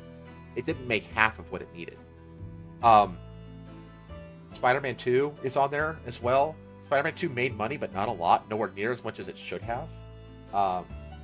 They've actually scrubbed Suicide Squad off of their site. If you go there now, onto their games list, Suicide Squad isn't there anymore. Because of the massive failure that was. And then God of War Ragnarok. It's okay, well, did they make the game better? I doubt it. Did they make the game worse? Honestly, doubt it. I mean, it doesn't seem like they're really doing anything that really affects anything significantly in a game. Because the thing is, it doesn't actually matter what SBI is responsible for, because it's the same kind of far left, mediocre people on both sides of the contract, on both the AAA side and the the little SBI contractor side. It's the same kind of people. So it doesn't matter if SBI is the ones responsible or not. It's still there. It's the same fucking people on both sides. I'm getting to that, Dr. Frederick. I will get to that much later. I'm building. I'm cooking. Let me cook. You're good. But you're onto it. You are. Yep. You are onto it. I say here, if SBI is hired for quote unquote sensitivity rating or cultural consultation, and they come back and they say, "Oh, it's all good. You nailed it, AAA studio." Then it's like, what the fuck is the point of them being there? Like, especially if they do that a few times in a row, the AAA companies can be like, well, I guess we have it figured out. We don't need these people anymore, right? So it's in these consultancy firms' best interest to make up problems, to manufacture problems, and then sell the solution. That isn't even really a solution, because if it solved the problem, that would mean they have to come up with new problems, and they don't want to do that either. So they make up the problem, and then the solution that they sell for it doesn't even solve the problem. Like, it's in their best interest to bullshit everything, you know? It's a really dishonest business model. And I actually have a video here from Mark Kern when he went onto the Accordion podcast that details this fact. Let me go ahead and play that video. Okay. But dude, I'm having, friends who used to work there, not there anymore. They have struggle sessions now where you have to admit your white privilege. More consultancy firms for DEI training. We talk about the money train again. This is that money train in action. Being publicly traded too. That's like automatic. If some company's publicly traded, they're going to have some crap like that. Yeah, it definitely is par for the course. And but that didn't go over well. And the other thing that's leading to that quality issue, Jeremy, that you're talking about, is the abandonment of meritocracy. Right? So we used to promote within, we used to recruit without, and it was always based on your skills. And now it's not. Now it's based on checkboxes, and HR runs this process. And that is the real problem. The reason you're not getting quality representation in games is because you've thrown meritocracy out. And so you're not getting the best writers, you're not getting the best people to carry these messages. Even if this is something you want to promote, you're not even going about it the right way, because you're just grabbing anybody who fits a checkbox instead of having the real talent to get your message across. Yeah. So what he's basically describing there is the fact that it's the same kind of people on both sides of the contract. So it doesn't matter what the contributions of Sweet Baby are. If they disappear tomorrow, these kinds of woke progressive messaging in games would not go away, because it's the same people that are in the AAA studios that are writing these stories in the first place. Okay. Now, when it comes to like how much SBI contributes to actually killing a game, I doubt that wokeness injection into a game alone is enough to kill a game, especially not enough to kill a studio. But I think what people don't realize is that wokeness is just, it's a proxy. It's a red flag.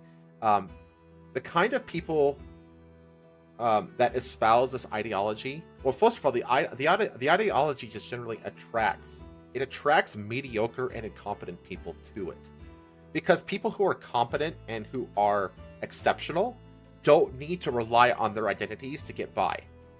Their work speaks for itself as being quality, and they get ahead that way. So whenever you see someone fall back on their identity, that they're basically falling back on they're basically acknowledging the fact that they're mediocre at what they do. It is literally a loser mindset. Exactly. That is exactly what it is. It is a loser mindset. So when you see wokeness, what it's doing is it's signaling to us, the normal people, like, oh, the people who are making this game are not very good at what they do. You know what I mean? So that's why when you see wokeness in a game, it's usually it goes along with, buggy shit, poor gameplay or boring gameplay, trend chasing, uncreative, no innovation, non-creative things, irreverence, and these kinds of things. And it's that stuff. It's multiple strikes of that stuff that will kill a studio or will kill a game. And the thing is, and yes, it does. It absolutely applies to every other form of media, 100%. And the thing is that, like, is that enough to kill a studio? No, not really. A game failure here and there usually isn't enough to kill a studio because most studios have parent companies. And I think what it does is that when you have like these several strikes against a studio or a game, they basically prime it for getting cut if the parent company or the overriding entity at any point has to do any kind of cost cutting.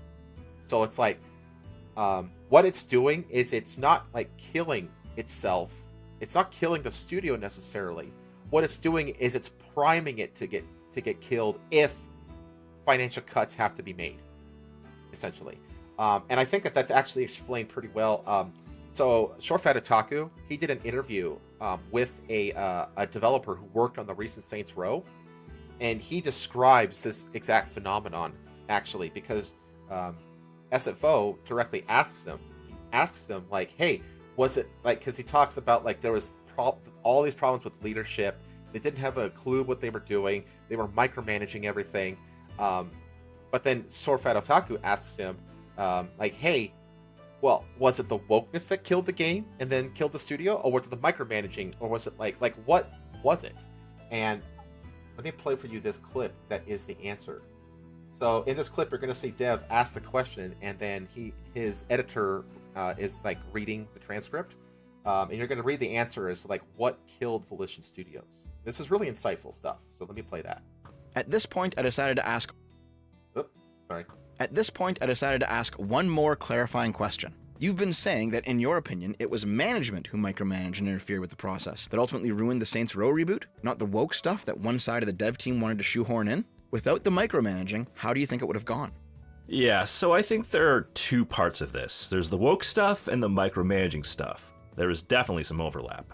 If there was no micromanagement, I think we would have made a better game. I think there would have still been legit woke criticisms, but there would have been aspects of the game that would have been much better. It might have been a 7 out of 10 game instead of a 6 out of 10 game.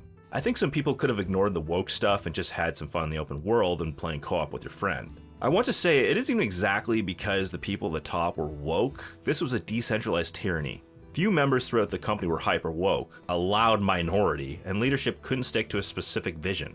As we started running out of time and things were not coming together, leadership panicked and overcorrected/started micromanaging. They didn't want to stir the pot, we also needed to get the game done, so every decision ended up going, aka let's do the most expedient and safe thing now. Lots of game developers end up making games for other game developers, not gamers. There was a big exodus after Agents of Mayhem, and in the last year or so since Saints Row 5, we had people leaving, ready to leave every month. Most people I knew were looking, or just going through the motions. It wasn't exactly because of fear of the studio closing, it was more about pay. Volition pay was lagging behind. The past 3 years they were talking about salary adjustments that never ended up happening. Volition historically used Central Illinois and cheaper cost of living to justify paying talent way less salary. When remote work happened, they had a serious problem getting people over because now people could have their low cost of living while working for a West Coast studio. I made, and I know a lot of people made, 50% more salary just by changing jobs. That was a bigger motivation for people leaving. I thought Volition was safe because of the restructure to being under Gearbox. I thought they would just make Volition a codev studio to help Gearbox with their projects. Everyone knew Saints Row bombed, but as long as Gearbox had work to do, the whole restructure didn't make sense if they were just going to shut down Volition a year later. Randy Pitchford even came to Central Illinois to talk to us. Despite the controversy, he was very personable and had a consistent vision for the company. The one talk he gave was more leadership than I've ever seen from Volition leaders. Volition/Gearbox was planning on sharing tech. There were meetings underway for knowledge sharing, etc. That's why I said I think it was the Embracer deal/investment falling through. If Volition was paying me the same amount as my new job, I probably would have stayed. I liked the people I worked with, and I liked my day-to-day work despite all my criticisms of management/leadership/projects. I know. I keep saying one more question, but after hearing this, I had to ask. Did you all see the writing on the wall after the game bombed? Was everyone scrambling towards their exit strategy like you did?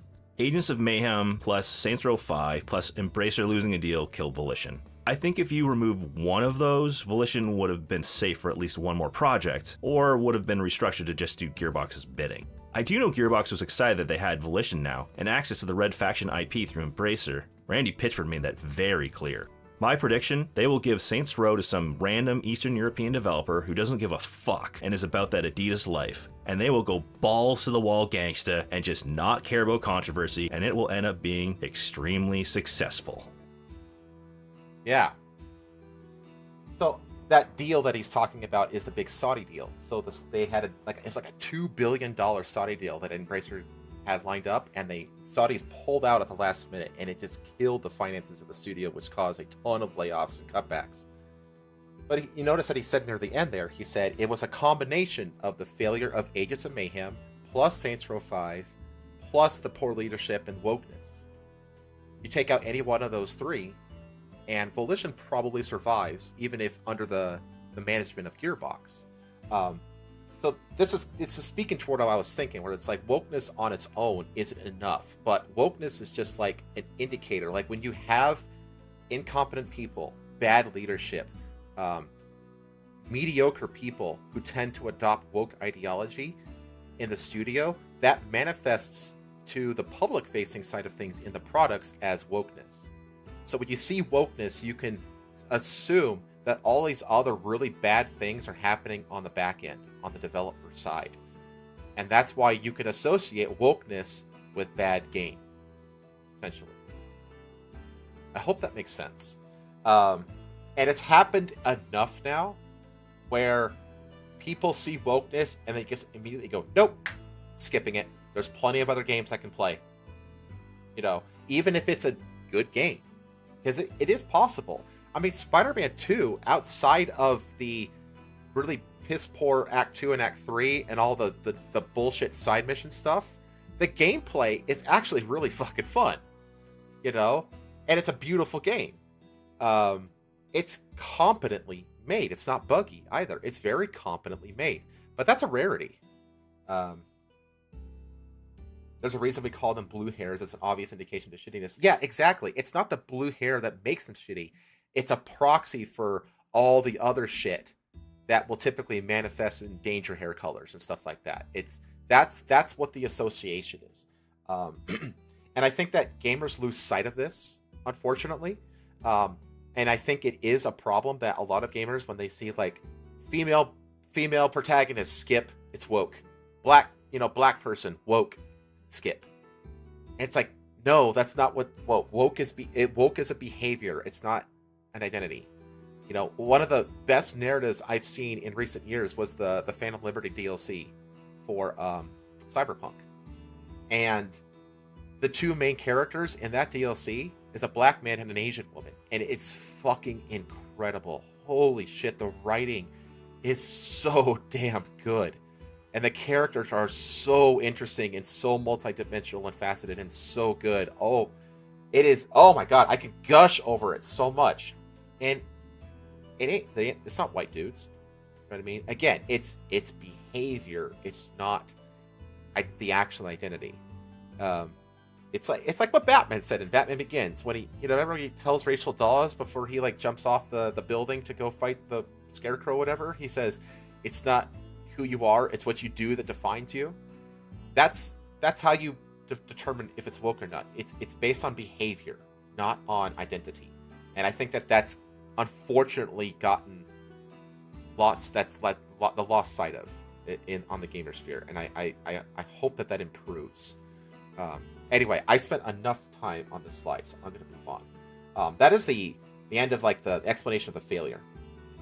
So now we're actually getting into the powder keg that actually kicked off the Gamergate 2 Sweet Baby Boogaloo, which is the Streisand effect. So on February 29th of this year, exactly 1 month after the list was created, SBI employee Chris Kindred, he posts a screed on Twitter calling for the banning, deplatforming, and cancellation and outright harassment of Cabrutus in his team curation list. He wants him gone from everything.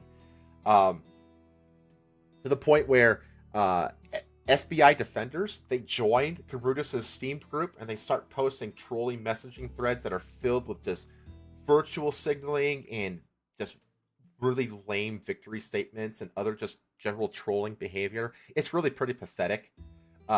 And then, like 2 days later, no, actually the next day, March 1st, Kindred gets suspended on Twitter for organizing a harassment campaign. Because Twitter isn't owned by a far-left psychopath anymore. And then, shortly after that, the curation group, it gets put under watch by Steam. It tells Kabrutas, hey, clean up the boards, which he does. And then a week later, Steam officially closes the issue and keeps the page up. So, hey, victory. A rare victory. Kindred has since tried to cancel it again. Kindred is really a piece of shit. Here's him. They got my ass. I'm guessing a few hundred gamers reported me. He's just a garbage person. Anyway, this thing goes crazy. This thing goes to the moon, as you can say. And the number of subscribers jumps up to like 100,000 plus. And I think at the time of this writing, I think it's at 300,000 members. It's one of the biggest curation groups on Steam. And the thing is, it's like everybody's like, well, there's like tens of millions of gamers out there. 300,000 isn't a lot. It's like, motherfucker, $300,000 users times $70 per purchase. That's like $21 million plus.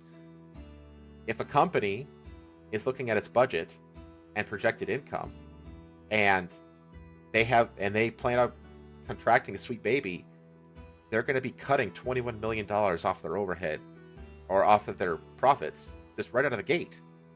And with all the layoffs and the shrinking going on in the industry, that's significant, you know. But anyway, this happens, and this is where the shit hits the fan, and that's where we get to the longest segment in this presentation, the plunge. So this is where I'm going to get into Sweet Baby, I'm going to get into ESG, and I'm going to get into everything. So, what is Sweet Baby? Sweet Baby, as they describe on their own website, they are founded in 2018. Sweet Baby Inc. is a narrative development and consultation studio based in Montreal and working around the globe. Our mission is to tell better, more empathetic stories while diversifying and enriching the video games industry. We aim to make games more engaging, more fun, more meaningful, and more inclusive for everyone. So basically, just leftist trite. It's really what it is. And this is a mask off moment. So this is the CEO here, named Kim Belair of Sweet Baby Inc. And this is how she describes what her company does, or why she started the company, I should say. In 2018, one of my best friends and I, we teamed up and we founded a company, and the original desire was just to write together. We wanted to write with the two of us and a friend of ours, and we wanted to write games, but we realized that as a unit, we were capable of, doing for others what had not been done for us, which was to support us, to empower us, to lift us up, to value our talent, and to help build our skills. And so today, what we do is writing, narrative design, story building, story breaking as our first and foremost, but on a secondary level, we work very hard to get marginalized talent into the industry, to protect them the way that we would want to have been protected, to lift them up, and to get them into an industry where they're too often shut out. And basically, I think to take over in the hopes that some really dope people will be able to lead into kind of a new era for an industry that's been kind of, the same way too long. Right. That was a mask off moment. Basically, she's saying, inject wokeness and take over. I mean, that was the very mask off moment. I'm not going to play this Sisterhood Speaks clip because it's very dry and boring and basically says the same thing in more lame, flowery language. Honestly, to me, this is the language of someone who sucks at their job. And so you start a grifting extortion racket based on their identity rather than merit to get ahead. That's what this really sounds like. I know. I noticed that too. Like, who the fuck's this dope anymore? I mean, nobody even says pog anymore in the VTuber sphere. Like, that's out of date. And yet this woman's over here still using the word dope. Like, what the fuck? And the thing is that this whole narrative of, like, the industry wasn't friendly or kind to marginalized people like me, like women and black people and all that kind of stuff. It's like, that's a lie. And it's always been a lie. Always been a lie. Let me play this. So Mark Kern, again, I got a lot of Mark Kern clips because he's been like one of the spearheads of this movement. And he did an interview with Nina Infinity over on Rumble. And he said this in response to this video. Well, that doesn't reflect, my decades of experience in the game industry. We were always open to diversity. We were hiring based on merit, which is no longer allowed, by the way. Meritocracy is a tool of the patriarchy and is designed to keep marginalized people down, according to these people. But back in the day, when we were making great games during the golden era of gaming and the golden era of Blizzard, we hired anybody. I mean, you didn't have to go to college. There was no requirement there. In fact, Samwise was an usher at a movie theater. Chris Metzen was a watch repairman at Sears. Bill Roper was a tile salesman selling tile out of the back of his truck. It didn't matter. Wherever the talent was, our doors were open. No matter what gender you were, no matter what sexual persuasion you were, no matter what the color of your skin. Now, it was difficult to find certain things. Like, I said that I used to make a concerted effort to go out and find women in gaming. And, I would go around MIT in my first game company up and hang up posters for the women's engineering group and everything else and to get more women into STEM. Nobody replied because gaming was the geeky, unpopular hobby at the time. And nobody, and it didn't pay as well. All right. And everybody knew that. And it didn't attract as many people as we wanted. But there was no doors being shut to anyone. This is a complete fabrication. And by people who weren't there, who were never there to see it. They were just told this, and that's what they believe. And this is very disingenuous. This is misinformation of the highest order. And so, yeah, I have a problem with that. Yeah. It's these people, they have this misconception that the door was closed to them. It's like, no, the door has always been open. Y'all just failed to walk through it. But, as is the typical far left people, they are narcissists, and it's never their fault. So, anyway, I also wanted to include this. This was one of the funniest things I ever said. There's a YouTube channel called Chato, who was like an ex movie producer in Hollywood.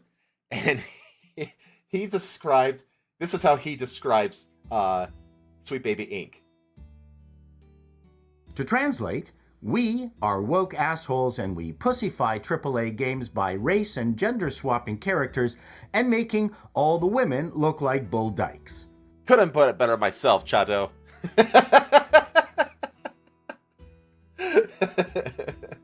Oh my gosh. Anyway, moving into more about Sweet Baby. Who the hell are the people involved in Sweet Baby? Who are their employees? So these are some people that we know are involved. We have Kim Belair. Let me play a few clips from Kim Belair, and this is just more expounding on how she views what she does and how she perceives the video game industry and the gamers. These are a little bit long because I wanted to add. These are the same clips that you've heard, but I've kept in a little bit more of the context. So they're a little bit long, but just bear with me. If you're in development and you are part of like that dominant voice, you're like a cis hetero white dude or just adjacent to that, do not wait until the end to call your consultants. Bring them in at the beginning, and instead of asking them, hey, is this very racist thing we did very racist, or is this deeply offensive thing we did deeply offensive, are you hurt by it? Ask them what they want to see. Like, ask them what would thrill them, what would bring them joy. And if you have a team lead, put that request to them very, very early. If you're a creative working in AAA, which I did for... Remember that she's talking about herself. She's basically saying, hey, hire me earlier than later so I can get more money. Many years. put this stuff up to your higher ups. And if they don't see the value in what you're asking for when you ask for consultants, when you ask for research, go have a coffee with your marketing team and just terrify them with the possibility of what's going to happen if they don't give you what you want. This is one of the most famous clips that's been out there. Now, I think a lot of people are misconstruing this clip as her company basically intimidating AAA companies into hire her. That's not what she's saying. What she's saying is she's telling the employees inside the AAA companies to basically antagonize their own higher-ups within the company to hire her. Which is basically how the mafia operates when it comes to collecting protection money. Like, the mafia doesn't have to engage in intimidation every time they collect the checks.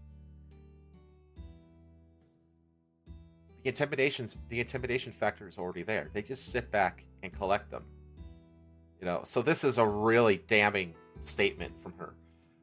She's going to go ahead and explain the what and the stuff here. Because they have to consider, like, I say that all as a joke, but it's actually very, very true, because if you start to consider the people who are player and audience facing and who have to deal with mitigating harm and with keeping the sentiment around their game and their project positive, there's like a genuine value that you can impress upon them with both ethically and financially. You can say this is important. And it's also a valid discussion to have, because if you're working with a very thin narrative budget and you work in AAA, I think you'll be pleasantly surprised or dismayed by the amount of money that marketing can give you. If you're not in AAA, and if you're indie or if you're freelance and you're building a budget because you still have to and you're writing up a pitch, I would say that you should consider adding the necessary funds for representation into your scope as you would any other item. When we budget as Sweet Baby Inc., we actually add about 10% of our entire narrative development budget to hire storytellers and collaborators who can kind of help us see where our blind spots are. And if they aren't in this industry, because a lot of the time people are like, uh-oh, they're not in this industry, we can actually bring them in to help as consultants for areas where, like, you know, they can start learning, we can help them learn, they can help us learn. She's directly telling people, like, hey, set aside money for us. You know, because reasons. This is pretty damning, I have to say, of a pretty clear, I mean, to me, I personally consider this borderline racketeering, where they're just engaging in patterns of illegal activity for financial gain as a company. But, like, what was it? And it's also a valid discussion to have, because if you're working with... yeah, the whole intimidation thing about, like, what could happen and that kind of stuff. She talks about the public sentiment towards your game and generating positive outlook. It's like, how's that working out for you? Because it seems that anything that these consultant companies are attached to, the customer base fucking hates you and your company and your game.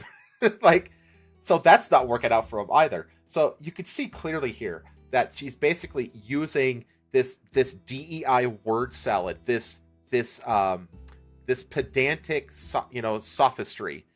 You basically leverage companies into giving her cash and her money and her company cash, which is really fucking sick. And it's like, yeah, it's pretty. And again, these aren't the smartest people. They're really good at deception and lying.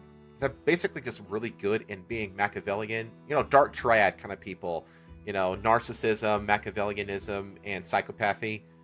That's what they're good at. But in terms of, like, what they claim they actually do, they never really are very competent people. Let me play this other clip real quick. Because I think so often when people like us get told, from higher ups or from society at large, this isn't what players want, it's not a conversation about content, it's a conversation about demographics. And I think that in our industry and in so many creative industries, if you want to look at film and television and any art form, we start treating our core demographics as a fixed and static value, something that does not want to change and something that is locked in place. So that's a lie. I mean, the demographic is global. It's everybody. Like, the majority of the people who are screaming about Sweet Baby Inc. right now are not white. They're minorities. You know what I mean? Like, this is this right there. She's poisoning the well for the narrative right there. Despite like the changing face of audiences, despite the changing face of conferences like this one, we still look at our core demographics and say, okay, they're white, cis, hetero males, and we cater almost exclusively to them. And the problem is that we don't just cater to them like, you know, here's something that we think you'll enjoy. We cater to them the way that we cater to like a picky baby. We feed them the same thing that we know that they love, and we keep on feeding it. We're like, here you go, you love it, eat this, eat this, eat this, so that then when they get anything else, they react as a picky baby. This is literally every customer in every industry in every retail space on the planet. Like, this is a ridiculously condescending framework that she's laying out here. It's like, yes, we gamers spend money on things that we like, and we don't spend money on things that we dislike, like every other hobbyist around the world. Like, what an insanely stupid argument to make. I like a cheeseburger, not a chicken sandwich. Yeah, exactly. It's just like, I don't care if it's the best chicken sandwich on the planet. I asked for a goddamn cheeseburger. Like, you could talk down to us and call us picky babies all they want. We're the ones with the money. At least for now. At least we're proving to be, I should say. I'll get to that later. But yeah, it's such a condescending fake framework that she's presenting here. Would just be like, oh no, thank you. I do not want this. And we've actually done this so long that what we're doing is creating an entire nation of picky babies, and they make us scared to deviate from what we actually want to do, just in case these picky babies don't want to play our games. And we've made a lot of progress. Obviously, like, I don't say this to completely go like, just give up. We've screwed it. I would love nothing more than you to fucking just give up. But anyway, like, she's, the thing is that like, oh, they're not gonna like this other thing that we're giving them. It's like, you don't know that. That's a lie. I just used the example of Phantom Liberty DLC, which stars a black man and an Asian lady, and they're fucking beloved. Everybody thinks they're fucking amazing characters. Again, the picky babies she's describing, we have no qualms when it comes to diversity. It's the qualms that we have with is the diversity that you're giving us. The qualms that we have is that you just fucking suck at your job. That's the problem, Kim. It's not that we don't like black people or Asian people or gay people. It's that you suck at presenting those kinds of people to us. We want better than the shit that you're offering, and that's all there is to it. But I think it's still amazing that I can be seated in a meeting and told that out of 12 characters, we already have one black one, so there can't possibly be a second. I get that way too much. And I once worked on a project where they had an all-white cast, and they expressed their desire, like, okay, we need to mix it up a bit. How about this character's kind of like stereotypically French? So they have a beret, and they have like a striped shirt. And I was like... That'd be fucking awesome, by the way. Honestly, if people learned to just, like, laugh at each other's stereotypes, the world would be a better place. Like, I will laugh at your stereotypes about your race, you laugh about stereotypes about mine, and then we have a beer together. Like, can we get to that, please? Like, can we just learn to laugh with each other? Okay, if you need to do that, can we at least make them a person of color? No. Why? Again, right there. She just admitted it. It's the Kathleen Kennedy South Park meme. You know, make him black and gay and lame. You know what I mean? Like, what a ridiculous fucking thing to say. It's like, I mean, is this a European-centric game? Because then it would make sense for the diversity to be, because you have to understand that Europeans, they don't see diversity the way we do. They actually delineate different kinds of white between different nationalities over in Europe. Like, a Frenchman is not the same as a Britishman, it's not the same as a German man, it's not the same as a Polishman, it's not the same as an Italian man. You know what I mean? Like, they might be all white, but they are not the same. You know, it's not like the way it is over here in America. It's not the way it is over in Europe. And she's blatantly displaying her ignorance here. It's like, well, why not make him black? It's like, no, fuck you. Like, you don't do it just for the sake of doing it. Like, it's so fucking stupid. And it's so narcissistic, too. And they said, oh no, that would be weird. They're already French. So I want to do better than this because... Black is better. That's what she thinks. The more darker, the better. That's it. That her ideology and her narcissistic beliefs are literally skin deep. It's pathetic.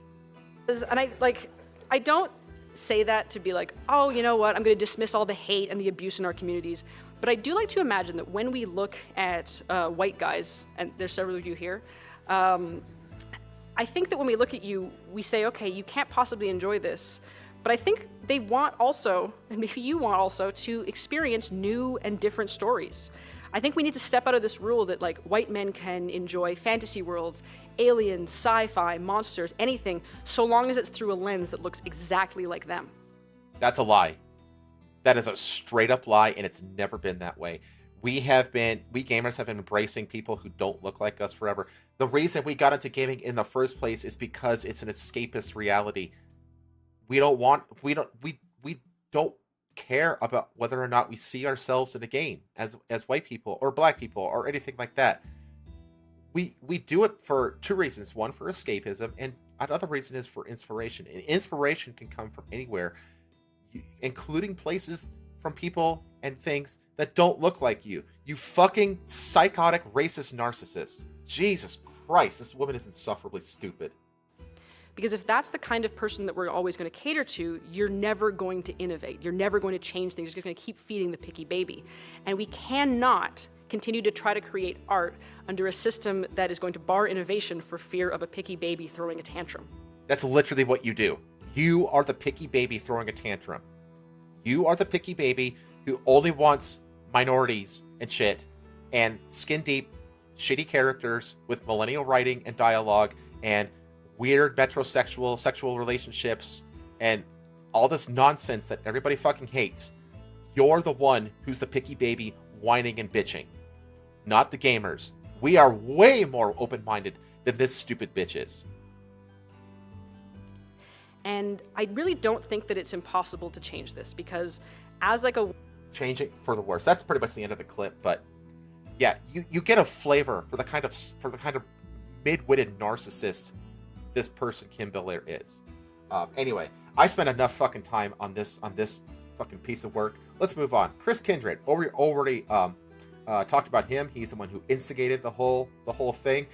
He also went ahead and shit on Toriyama less than a day after he died.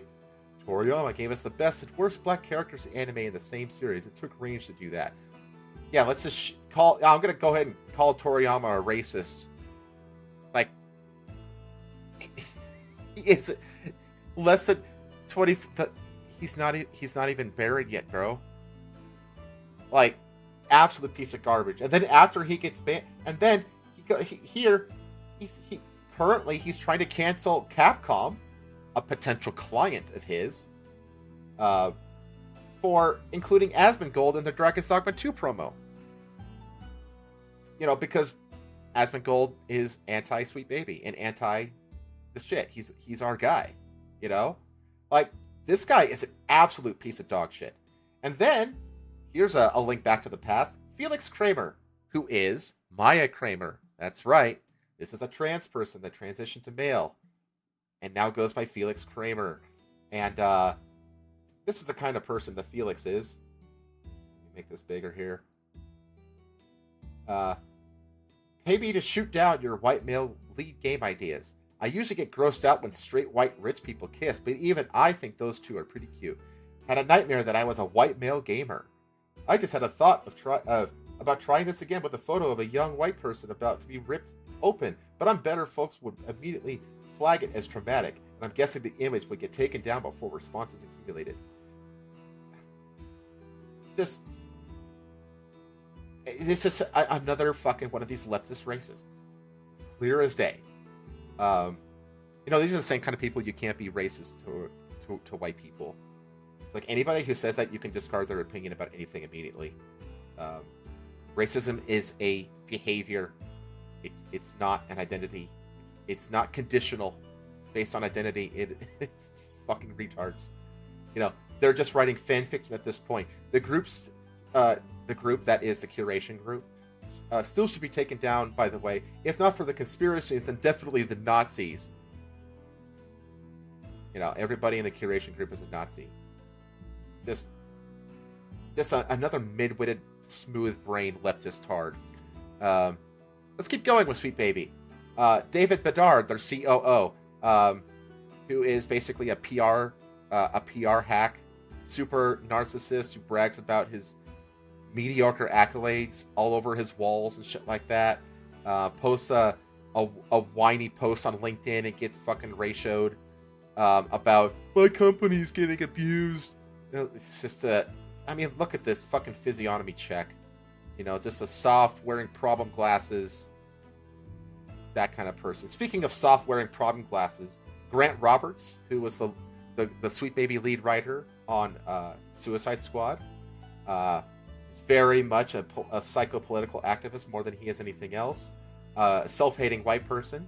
I recognize that my demographic means I have much less to fear from his literal torturing, nightmarish, murderous regime. Talking about Trump, by the way. But my fear for other demographics is no less present. It's haunting.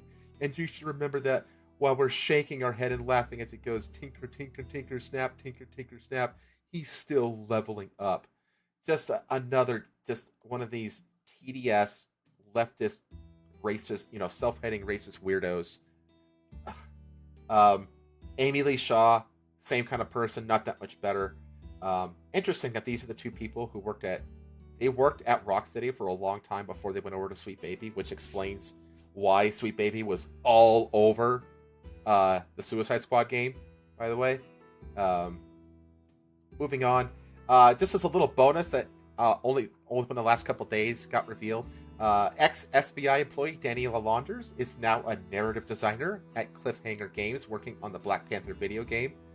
This is her. A little background about this. I have a team of 21 right now for Validate. It's a pretty big team. It's a crazy big team for indie games. But who is your team? Validate has a team of mostly all people of color. We have no white people on our team. I did that because I wanted to create a safe environment.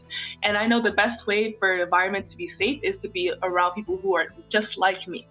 And I'm not saying that white people in the industry are creating unsafe environments. You just said that. This is... Holy shit, this piece of work. Not saying that. That is not what I'm saying. Yes, you are. I am saying that sometimes it is hard to work with white people because they think that something made it okay, but it was really a microaggression. And no one wants to deal with that while they're trying to make a game that they love. So that's an ex-SBI employee who's now working on the Black Panther game under Cliffhanger Games, which is a subsidiary of EA, Electronic Arts. By the way, this is her game, Validate. Yeah, you zoom in here. This is her game. Yeah, take a look at that. You think the Black Panther game's going to be good? I'll let you decide.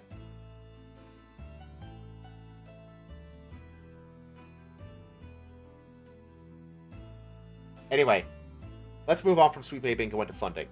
So, in the aftermath of Chris Kindred blowing everything up, a new crop of sleuths on Twitter and YouTube start to chronicle vile statements and links between SBI employees, the game industry, and the OG Gamergate. So, like I said before, Felix Kramer, aka Lego Butts on Twitter, is an SBI employee who starts posting racist screeds on social media. I read those, and echoes Chris Kindred's harassment of the Steam curation list and creator. Felix Kramer is Maya Kramer, one of the central figures in Gamergate. And then this is a really, really sick connection right here. So SBI receives a lot of its funding from another Canadian company called Weird Ghosts. Weird Ghosts describes itself as an impact fund for studios led by underrepresented founders across Canada. A lot of these companies are fucking Canadian, you goddamn leafers, I swear to God. Now, Weird Ghosts is run by Alec Halaka's sister, Eileen Mary Halakwa. This is her right here. This is Eileen. The #1 person in Weird Ghosts that funds SBI. Alec's company created indie hit Night in the Woods Alec is the guy who committed suicide because of Zoe Quinn's false allegations, by the way. 2020-21 investors report. This is, I think that Shorefight Otaku, Dev, he has been looking into this, so this isn't fully corroborated, but I know that he found this. But he said that this investors report indicates upwards of $7.7 million made from Night in the Woods. After his death, his sister, Eileen, inherits everything, including all the profits from the game. She inherits infinite ammo. And then Weird Ghosts, it claims that 100% of their funds come from infinite ammo with the blessing of his family, i.e. Eileen. Weird Ghosts is funded by the blood money of Alec Kolakwa's death. I mean, it's literally, they actually acknowledge it point blank on their site.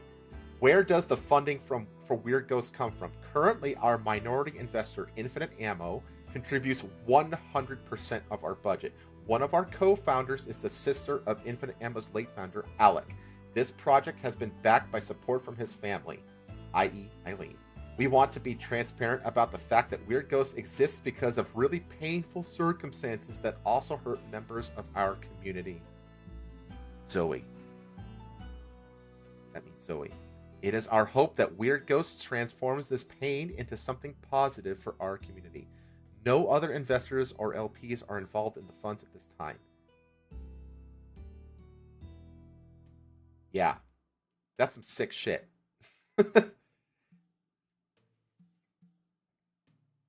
I'm gonna move on because that's a really macabre connection. Let's move on from SBI. And it was also revealed that SBI, they're not the only consultants out there. There's a lot of them out there, and they've been talked about for quite a bit of time now. You have Sweet Baby, of course. You have Black Girl Gamers, who was the main consultant on that failure of a game Forspoken. You got Hit Detection, Balance Patch, Silver String Media, which was the famous agency at the heart of the original Gamergate scandal. You have Stonemeyer Games. GamerX is a big one. They have their own conferences, in fact. James Mendez Hodds, Dragon Baby, which is a funding. I think that Dragon Baby is actually more involved with like anime localizations. Anita Sarkeesian has her own organization. Feminist Frequency recently shut down, by the way. Weird Ghosts, which I just mentioned. Infinite Ammo, which funds Weird Ghosts. Gamma Space, which is a major funding source for SBI. You have Cozy Comet as well. Another one that's not on here that I wanted to mention that's a big player in all this DEI shit is a program called Bridge. Bridge is its own stream. Bridge is a massive rabbit hole. If you want to learn more about Bridge, watch the Side Scrollers live stream that Kershey was guest on. She goes through Bridge, and she's gone over it multiple times on her own streams as well. She's kind of like the biggest megaphone right now for the Bridge program. But this is a vile organization. This organization exists to basically embed DEI ideology into every aspect of business everywhere around the planet, to the point where it will be impossible to get it out. This is a dangerous, well-funded organization. It is a death cult of an organization, and more awareness needs to be brought to the Bridge program. It's bad. This is a bad bitch right here. I don't have time to go through Bridge on this stream. It's, like I said, it's its whole other stream. But I encourage you to look into this program on your own, because it is a nasty, big organization that is filled to the brim with C-suiters from major companies all across all sectors of industry. It's bad. It's really fucking bad. Okay. So now we know that there's this cabal of consultancy groups. Okay, funding. Let's keep on the funding scheme. What is the ESG scheme? So though, I'm getting to BlackRock. Don't you worry. Don't you worry. So ESG stands for Environmental, Social, and Governance. Environmental. How does the company affect change for positive environmental practices? For AAA game companies, this is tough because these game companies, they use brick and mortar studios across multiple regions, countries, continents, Everyone uses high-power PCs for art, animation, coding, execution, build architecture, everything. AAA companies actually aren't very environmentally friendly. So, to get a better ESG score, they lean into the S and the G hard. Social, how does the company impact society, both within and without the company? Companies are to engage in activist activities for the sake of societal good. Basically, how woke is your company? You ever see a company slather itself in rainbows and put itself through a pride parade? That's satisfying the social part of ESG. It's external leftist activism. That's what it is. And then governance. How does the company's board and management drive positive change? Positive just means more woke, by the way. This basically speaks to C-suite pay and leadership diversity. This is where diversity hiring quotas come from, essentially. So basically, ESG is a way of quantifying woke progressive practices in companies. That's what it is. A quote from Larry Fink: stakeholder capitalism is not about politics. Stakeholder capitalism is an idea that's proposed, that is pushed by Klaus Schwab and the World Economic Forum, another incredibly evil organization. It is not a social or ideological agenda. It is not woke. It is capitalism driven by mutually beneficial relationships between you and the employees, customers, suppliers, and communities your company relies on to prosper. That's a quote from Larry Fink, the CEO of BlackRock, who invented the ESG scheme. This is such a common tactic of leftist political ideologues. They claim that their particular political slant isn't political. That's how they always do it. But everything else is political. It's such a common tactic that they do. My identity isn't political, and meanwhile they claim everything is political. It's like, fuck off, you liar. It's basically a manifestation of the repressive tolerance, which is a tactic described by Herbert Marcuse. He's like a super socialist philosopher from the 60s. And the scheme is basically you tolerate your political side's tactics and actions without exception. Everything is okay for your side.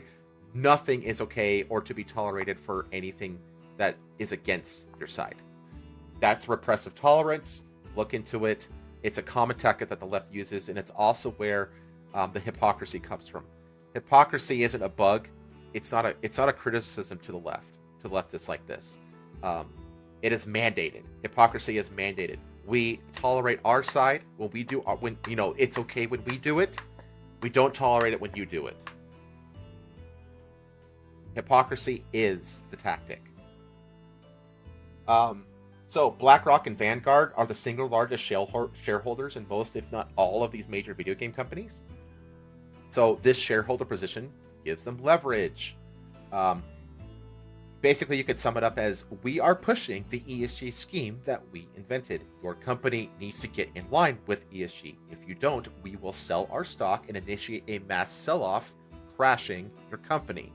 That's the threat. That's how they're able to force these companies to do their bidding, essentially. ESG comes with low interest. It's not that low anymore, which is why it's shrinking so much. Making it a cheap funding source for expensive AAA games. But the loans come with all these strings attached. Not that it matters, as the companies have been fully infected with people in decision-making positions that agree with the ESG agenda anyways. So even if all of the BlackRock shit goes away, all that hiring spree that happened during COVID, these companies are infected with people who will push the message.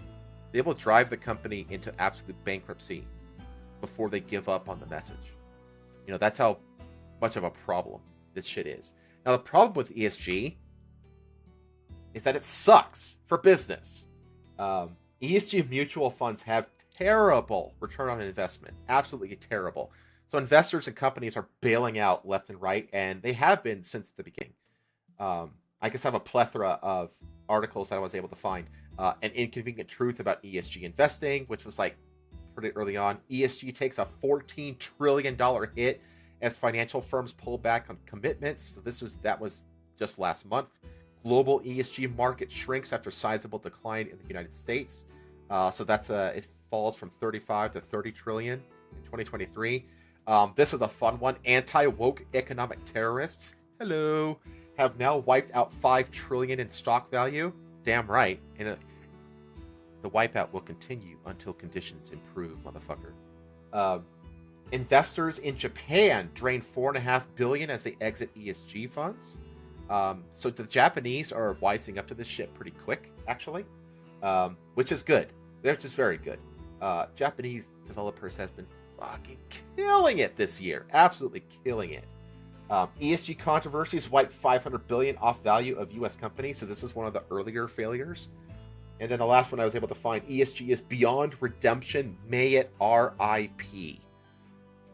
Now the problem is that these companies, they banked on these low interest ESG loans success long term, which has led to the absolute infestation of social and political commissars throughout their companies. And that's what these people are. They are ideological enforcers within the companies. That's literally like Soviet commissariat levels of control of the message. But now with the ESG money running dry, they're stuck with these people in the companies. It's a death spiral that they're going to have a really hard time getting out of, is what it is.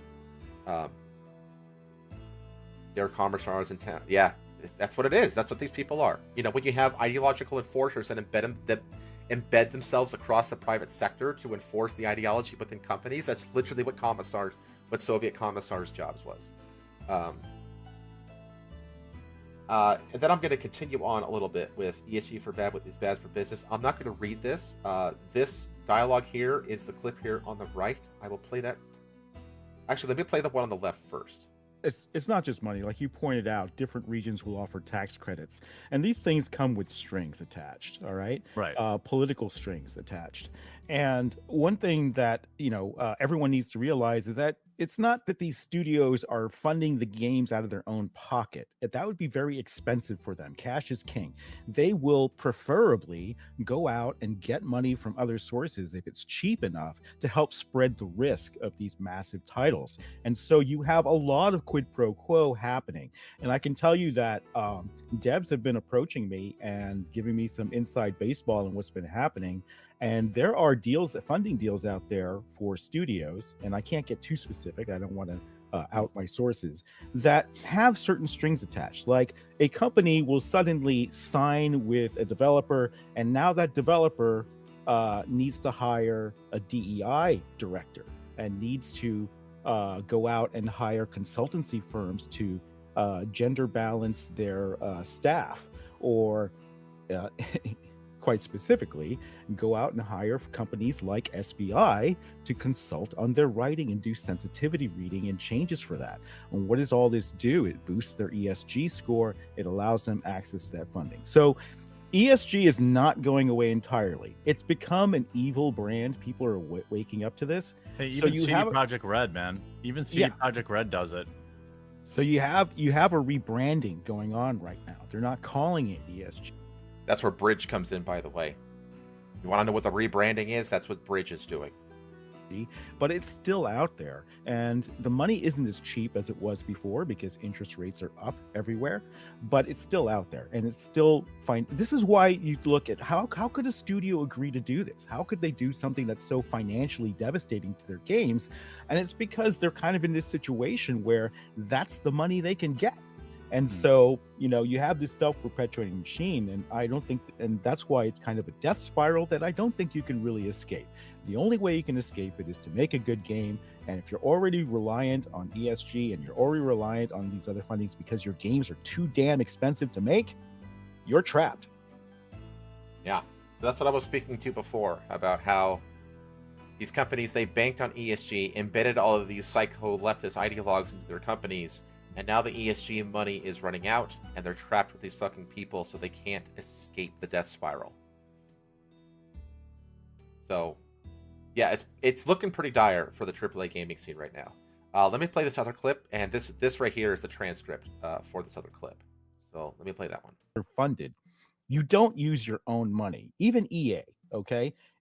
games are hugely expensive to make. They're upwards of, you know, 250, sometimes $600 million. It's for certain live games. It's incredibly how expensive they are. And to do that, your CFO is your best friend. It's incredibly how expensive they are. And to do that, your CFO is your best friend. You're counting on your CFO to get you tax breaks, to get you in, to put studios in regions which are financially favorable, and you will borrow the cheap money. You will get as cheap money to. One of those financially favorable regions, by the way, is Montreal, which is where a lot of these consultancy companies are based out of, and it's a major hub for AAA game development studios as well, because Montreal gives massive tax breaks to these companies to set up shop in that city. That's why Canada is kind of a nexus for all this nonsense. Even EA does this. I worked with EA. We were putting together a deal where they were taking bailout money from the banks in the last financial crisis that we had, and they were applying that cheap money towards games. Same thing with COVID money. They're applying that cheap money towards games. And what has been the cheapest money while interest rates were still low, you know, a couple of years ago? It was ESG financing. And so they're going to take this money and they're going to put it into games. But now that they don't have that money anymore, because ESG is either being diminished or rebranded because the returns on investment have been so poor on Wall Street for ESG funds, that source of revenue is drying it up. This woke machine cannot continue in the way that it is now for AAA gaming. And I think, unfortunately, it's so entrenched that you're not going to see much of an ability to course correct, because the studios are they're just going to shut down, right? They're going to shut down. Yeah. And this is truly the rise of AA gaming. Yeah. So he was getting at this again, he's speaking to the death spiral where like these companies are trapped. They banked on a thing that didn't pan out, and now they're stuck with ideologues who would rather see companies burn to the ground than turn around and be financially successful if it means abandoning the ideology. That's where these companies are sitting. And the thing is, it's like these ideologues, they're not just rank and file who are holding the C-suiters hostage. It's the C-suite itself that is filled with these ideologues. So it's a real problem that AAA gaming is in right now. But that's it for the plunge. I guess we can move on to the final segment of the presentation, which is the Disinformation Industrial Complex. There's been a lot that has evolved in this section in the last 48 hours. I tried to get what I could, but there's a lot going on here, and this is actually kind of quickly turning into the nexus of topics being discussed among like the YouTube people. So what happened is on March 6th, the first article drops from Taku's Alyssa Mercante. Sweet Baby Inc. doesn't do what some gamers think it does. This is the gamers don't have to be your audience equivalent that Leah Alexander published back in the original Gamergate. And the article is just full of gaslighting, Mott and Bailey defense tactics, and just lies of omission. Mott and Bailey, by the way, is a really common tactic that you'll see these kinds of people use, where the Mott is this difficult to defend decision. That's where, you know, like the whole like I want to take over the industry with my minority bullshit, with my DEI bullshit that Kim Belair was saying in that first Kim Belair clip I played for you. That's the Mott argument. It's the aggressive, agenda-driven argument. And when that gets called out and they go into retreat, they retreat to the Bailey argument. The Bailey is the more easily defensible position. Well, we're really just doing this. We're really just, you know, trying to make the game better with, you know, better narrative and all this wishy-washy garbage that they're saying. Just very vanilla, innocuous statements that make it sound like, basically it's designed to make it sound like gamers are criticizing this really sensible, good thing to do. And you conflate the two arguments as being the same argument, essentially. That's what Mott and Bailey gaslighting is. And it's rampant across game journals right now. It's like one of their primary things. Like, none of these articles mention, like I list them down here. March 7th, you had PC Gamer and Eurogamer with their articles. The next day on the 8th, The Guardian, a mainstream British publication, but does a garbage article. March 11th, Game Developer releases one. March 14th, Wired releases one, and they're all the same thing. None of them talk about the harassment and calls of cancellation of Cabrutus in his curation list. None of them even mention that. So you got all these lies and omissions. Morcante, she's really quickly outed as an anti-white racist. Locks down her Twitter account subsequently. Just a really awful human being. Typical game journal at this point, honestly, which is really sad. A lot of the articles have direct calls for deplatforming and cancellation. And so you see this fake narrative starts to form, right? And I actually had here a tweet from Grums where he describes the playbook, and he does it to a T. So 1, do something terrible and wrong. 2, get called out. 3, get journalist friends to write hit pieces. 4, paint yourself as a victim. That's where we're at now. 5, dox the people doing nothing wrong except to point out what you are doing as a warning to other witnesses. 6, make up a bunch of fake incidents to false flag things when you don't have anything real to point to. 7, get Wikipedia to write an entry in your favor using your journalist friends as factual sources. And I'm going to get to that very shortly. And we see that playing out right now.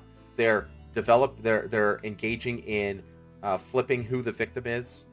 Cabrutus versus Sweet Baby Inc. When Sweet Baby Inc. they've been the aggressors the entire time, and yet they're the victims, according to these articles.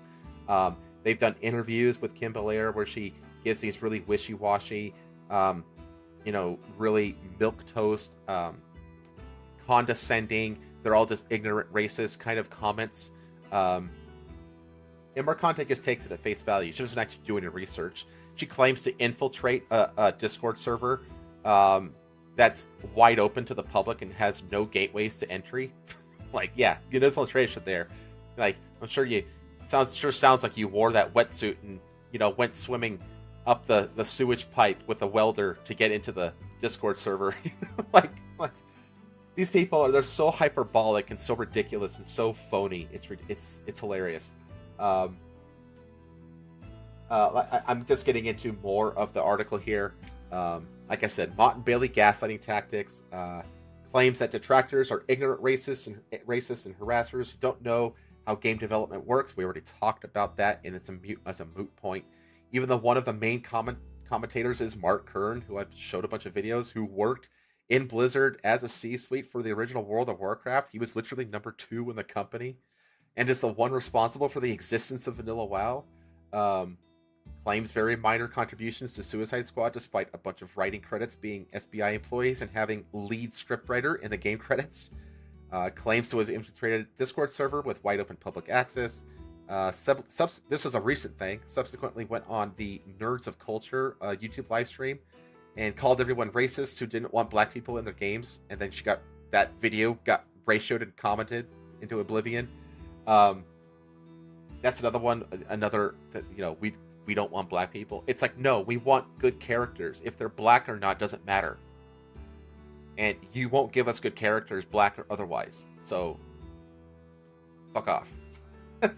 You fucking liars. The media is condemning the gamer community for not understanding what SBI actually does after the CEO outright admitted her mission to do the exact thing she's now saying isn't happening.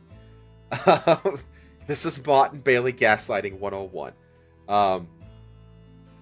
And then, all these other industry insiders, they start smearing gamers. They're threatening blacklisting of anyone in or out of the industry that's against them. And they all kind of share these same tropes. They all support racism and bigotry against white people. They always refer to the customers as like either the mob or just racist, etc. They require statements of loyalty to the DEI cult. They engage in blacklisting threats. They're always locking replies and privating their accounts. And they're always getting community noted into oblivion. If you want to see plethoras of community notes, Rev Says Death does a series on community notes that's always very entertaining. I encourage you to go watch that. On March 11th, everything is elevated to the mainstream, the real mainstream, because James Lindsay, who's one of the biggest voices against DEI right now in the world, honestly. he tweets about the convo with the quartering that Mark Kern had, that Grumps had. So he tweets that out and says Gamergate 2.0 is happening. And then that tweet by James gets retweeted by Elon Musk himself, who just says, wow. And that's this right here. Let's see here. So, Gamergate 2 is underway by James Lindsay. He's always changing his profile to like trolly. He's like this. If you see the whole thing, it's like #1 gay information like knowledge haver or something like that. But yeah, Elon Musk is now like in the fight, and he's since come out and literally called like on Twitter. He made a twist saying SBI is a cancer or disease or something like that. He's our guy, totally our guy in this fight. And then on March 12th, yeah, I already said that. That was Elon Musk saying, well, it's getting late. I only got a few more slides left, I promise. Continuing with the disinformation complex, another big element of it are these industry trade shows, like the Game Developers Conference, GDC, where they're not talking about how to be good game developers, but they're just talking about how to spread DEI propaganda. This is a screen grab from 2023 GDC, where he's just saying, like, this is the world we see, which is like, I never see this. Also, it's got this, it's got the like the hallmarks of like that dog shit corpo art that you see. It's got that as well. This doesn't take any talent to make, by the way. This, however, Mega Man does, and I guarantee. You ever notice? I also noticed that this looks a lot like that Validate game that I showed you from the Black Panther developer girl. Just absolute dog shit art style, very soulless, and very unrepresentative of reality. I mean, they think that this is the world we see. It's like, no, that's like East LA or West LA or whatever. You know, that's Santa Barbara. That's it. Normal people don't walk outside and see that in their world. It's a ridiculous worldview. And they're just complaining about diversity, basically. It's like, yeah, this is what we need. This is what Game Developers Conference should be about. You know, just whinging about racial bullshit. And then they also just outright just promote communism. Marxism is great for a designer. Marxism takes a deterministic approach to history. Before socialism, there must be capitalism. It may sound like crazy talk, but when you turn it into a design, it's great to work with. They're just promoting communism at these cloak and dagger business-to-business trade shows. So, yeah. These are really good centralized networking opportunities for developers across the industry. They centralize at these events, they spread these dog shit woke ideas, straight up communism, and then they take all this toxicity and poison back to their studios and just start injecting it. You know, so these conferences, GamerX is another one. GamerX is actually does conferences. These conferences are a major nexus for the spreading of this dog shit ideology across the industry. And then we get into the more recent stuff going on, which is on March 11th, mental health organization focused on video games industry called Take This. They released an article by Dr. Rachel Cohort, now uncredited. They removed the byline. And this article is calling on the game dev community to take a loud public stance against the harassment towards SBI and others. They claim Discord, Steam, and X are primary platforms where harassers are gathering. They then tie Gamergate to the U.S. political election because, of course, just like the original Gamergate, it's happening during an election year. Because, of course, it is. It may sound crazy, yeah, because it is. Yeah, it's fucking psychotic. Credits Scholars. Turns out to be a Games for Change conference talk called Toxicity and Extremism in Online Games by this woman named Constance Steinkuhler, who's basically just an entrenched academic at UC Irvine who's been just engaging in this, you know, identitarian dog shit for years and years and years. And a 2022 Vice article states that Take This is funded by the U.S. Department of Homeland Security. So great. Now the organizations are being funded by government alphabet agencies. Wonderful. I looked into the take this staff, and it's just a who's list. By the way, this staff listing has been completely scrubbed from their site. I think it got scrubbed yesterday, actually. Wonder why. One of them is they're just a bunch of far left activists embedded across the games industry. And like I said, one of them is Dr. Rachel Cowart, who is responsible for a Canadian government research grant of more than $300,000 to the EGRN, which is the Extremism and Gaming Research Network. And Cowart, of course, is a key member of that organization as well. EGRN is also includes an ADL Belfer Fellow researcher and a whole bunch of just useless academics and quote-unquote far-right extremist experts. I bring up the ADL Belfer Fellow because the ADL recently signal boosted the article, the Take This article on Twitter. And they got ratioed into oblivion, and they locked the replies because, of course, they did. And this is really interesting. Their most recent activity of the EGRN is funding a behavior research project about links between gaming and political action in Brazil. Why is Brazil significant? That's where Cabrutus lives. Huh. That's interesting. So all in all, over $1 million in recent government grants have been collected by this one person, this one midwit DEI professor, Dr. Cowart, to quote-unquote combat extremism in gaming and using government bodies and alphabet agencies to do her bidding. This is a very quickly developing story, and it's like rapidly becoming a focal point. Because it's kind of scary, like suddenly all these government agencies are getting involved. Ken Klippenstein with The Intercept, he publishes an article detailing how the DHS and FBI are in dialogue with Roblox, Discord, Reddit, and a bunch of others to stem quote-unquote toxic extremism in gaming. That happened March 9th. March 14th, The Hill. This is a big article that's made the rounds. They published an article that is just a call to action to quote-unquote regulate toxic online video games the same as any other social media platform.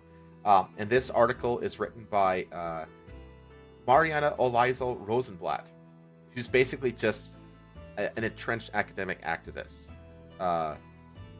She's funded by the George Soros Foundation. Currently works at the NYU Surge Center for Business and Human Rights. That's the kind of person we're dealing with here. I'm not going to get into the details of the article. It's the same dog shit that I've been detailing this whole time. So what you have, actually, you know what? I'm going to skip ahead. I couldn't keep up with this because this is a very, very recent development, and it would take me doing this full time to be able to get this all, and I just did not have the time to get this in time for today. But if you want to follow it, Twitter user Madam Savvy has been doing a fantastic job of figuring out all these government agencies and what they're doing and how they're connected and stuff. She recently, actually today, released this video on Twitter. I'm just going to play this so that you get an idea of the extent of the links going on here. I know my threads are dry, so it's video and visual aid time. All information can be found on my X page through a series of 3 threads at the time of making this. All sources are linked, and it is based off of publicly available information.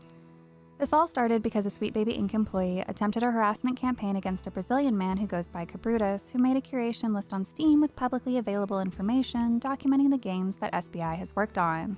Alyssa wrote an article for Kotaku defending SBI and omitting information about how it started, claiming it was a harassment campaign against SBI. Dr. Cowart wrote a blog post through TakeThis.org linking the Kotaku article. On the TakeThis.org website, they occasionally state they are funded by DHS. TakeThis.org has a partnership with Middlebury College and Logically AI, a data scraping company who wants to redefine the fact-checking business. They are a British-born company who use AI to monitor election misinformation and had a hand in the 2020 USA election. As of 2 years ago, they are partnered with Facebook as a fact-checker. They are also India's #1 fact-checker according to Wiki. These three entities received $669,000 from a DHS grant for a 2-year research project to monitor extremism and terrorist recruitment through gaming communities, but Take This org is not directly funded through DHS itself. Dr. Coward is also part of the Extremism in Gaming Research Network, or EGRN for short. They, together with the Royal United Services Institute, received $317,000 Canadian from the Minister of Public Safety of Canada. Several of the EGRN individuals currently work for RUSI and have since 2021. Through EGRN and its many members, there are current connections to policy advisory around the world and extremist research through the lens of gender studies. The co-founder says he's got current ties to the UN. Another member has spoken to the Affairs Select Committee and Intelligence and Security Committee of Parliament.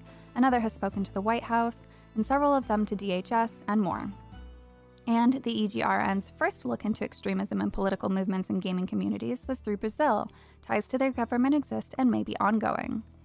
EGRN has individuals who currently work and who are employed with GIFCT, which is the Global Internet Forum to Counter Terrorism, which was started by Facebook, YouTube, Microsoft, and Twitter back in 2017. There are individuals tied to ISD, which is the Institute of Strategic Dialogue in Britain, where they state there is urgent need to build community trust and political consensus around extremism. Pre-existing ties exist through the EGRN to the World Bank, Facebook, various counterterrorism organizations, UNICEF India, and various other organizations with political ties. The ADL has a Belfer Fellow Funding Program, which is a program that advances the ADL's work by supporting groundbreaking research into online hate and harassment and implementing these projects to fight for just, equitable online spaces. In 2021, one of the EGRN members was a receiving member of the fund. The ADL itself, on the website, states that they will work with them to advance their research into online extremism. The ADL has come out recently as well, using the exact same language as these groups, taking interest in extremism through video games. My research has only begun, and every paper I read, I find a new connection to draw to. This is only taking into account a few members of the EGRN, so I am certain there will be more to discover. This is the fastest summary I can come up with for now, so please check out my threads on X if you'd like a detailed breakdown and to see the information yourself. Thank you for your time and have a good day. This shit runs deep. Extremely deep. And it's alarming like how quickly it escalated to how many government and agencies and advocacy groups and policy making groups that are suddenly tied up in this. Like, that is extremely alarming, I have to say. And I definitely go give Madam Savvy a follow over on Twitter, because she's like the one who's like really chronicling and detailing and linking together and exposing all of the ties between these leftist video game advocacy groups and government censorship and terrorist watch agencies. She can do it far better than I can, that's for sure. After this presentation, I'm kind of done with this stuff. So definitely go give her a follow. I encourage you to do that. And now we're to the last slide, chat. The DEI racket. I'm going to go ahead and play this video real quick for you. This is the final video I'm going to play for the night. Oh, it's very profitable. I mean, there's an entire industry built up around DEI initiatives, consultancy, sensitivity reading has plagued novels for a long time. I have many writer friends who were basically edged out of their publishing houses and went independent because of stuff like this. And it's a very profitable industry. It's financially motivated, and it's as old as time. Consultancy is a very profitable business. There are huge firms on Wall Street that do this, and it's exactly that. You create a problem, you go in, and you say you're going to solve it, but you actually just move the deck chairs around the Titanic, because if you actually solved it, they wouldn't rehire you, and then you have a recurring business stream. And this is as old as time. The real question I have is, why writing? Why are these game companies going out and hiring writers? It is the smallest portion of your game team. It is the cheapest part of your budget. It makes no sense to outsource it unless you're after a specific expertise that you do not have in-house. And what is that expertise that is marketed by Sweet Baby 8? It's wokeness. We sell wokeness. Why is wokeness valuable to that company? And for that, you got to get into where I was, CEO level game companies, how games are funded. ESG and why that matters to your credit score and why that helps get your game funded when you can check boxes on hiring firms like this. Right. There you have it. That's the racket in a nutshell. I came up with this. This is a whole new hideous as hell flowchart that I created myself. And what this is basically showing, it is the racket. This is how the racket works. You have these two entities. In this circle, you have all of your consultancy groups. So this is your GamerX, Sweet Baby, Weird Ghosts, Silverstring Media, and all the Black Girl Gamers and all the funding agencies around them. They exist in this sphere here. Then you have your second entity, which is the AAA gaming sphere over here. And then your third entity is the greater ESG ecosphere that these two entities sit inside of.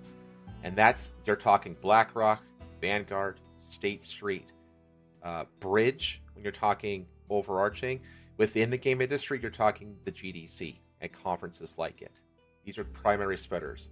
So what happens is the BlackRocks, the ESG masters, they create and offer low interest, or right now, not so low interest, ESG loans to AAA companies so that they can make their overpriced games. But those loans come with conditions. Those conditions are wokeness, like Mark was describing. So the AAA hires the consultancies, and that satisfies the conditions for the better credit ratings that enable them to qualify for better loans. And that's your circle. That's your scheme. That's how the ESG scheme basically works. Now, outside of that, you have the Disinformation Industrial Complex that basically runs a protective shell around this scheme.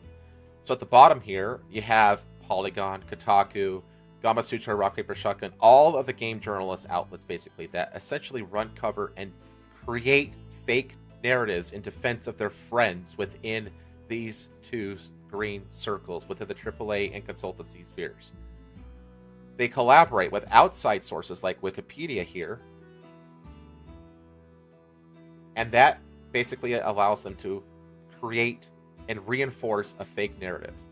That fake narrative is then brought to these government agencies, because these government agencies release funds to do research and enable these things to exist. But the thing is that the government has to justify their budgets. So they're going to these organizations and they're saying, hey, we need credible sources to back up our budget spends.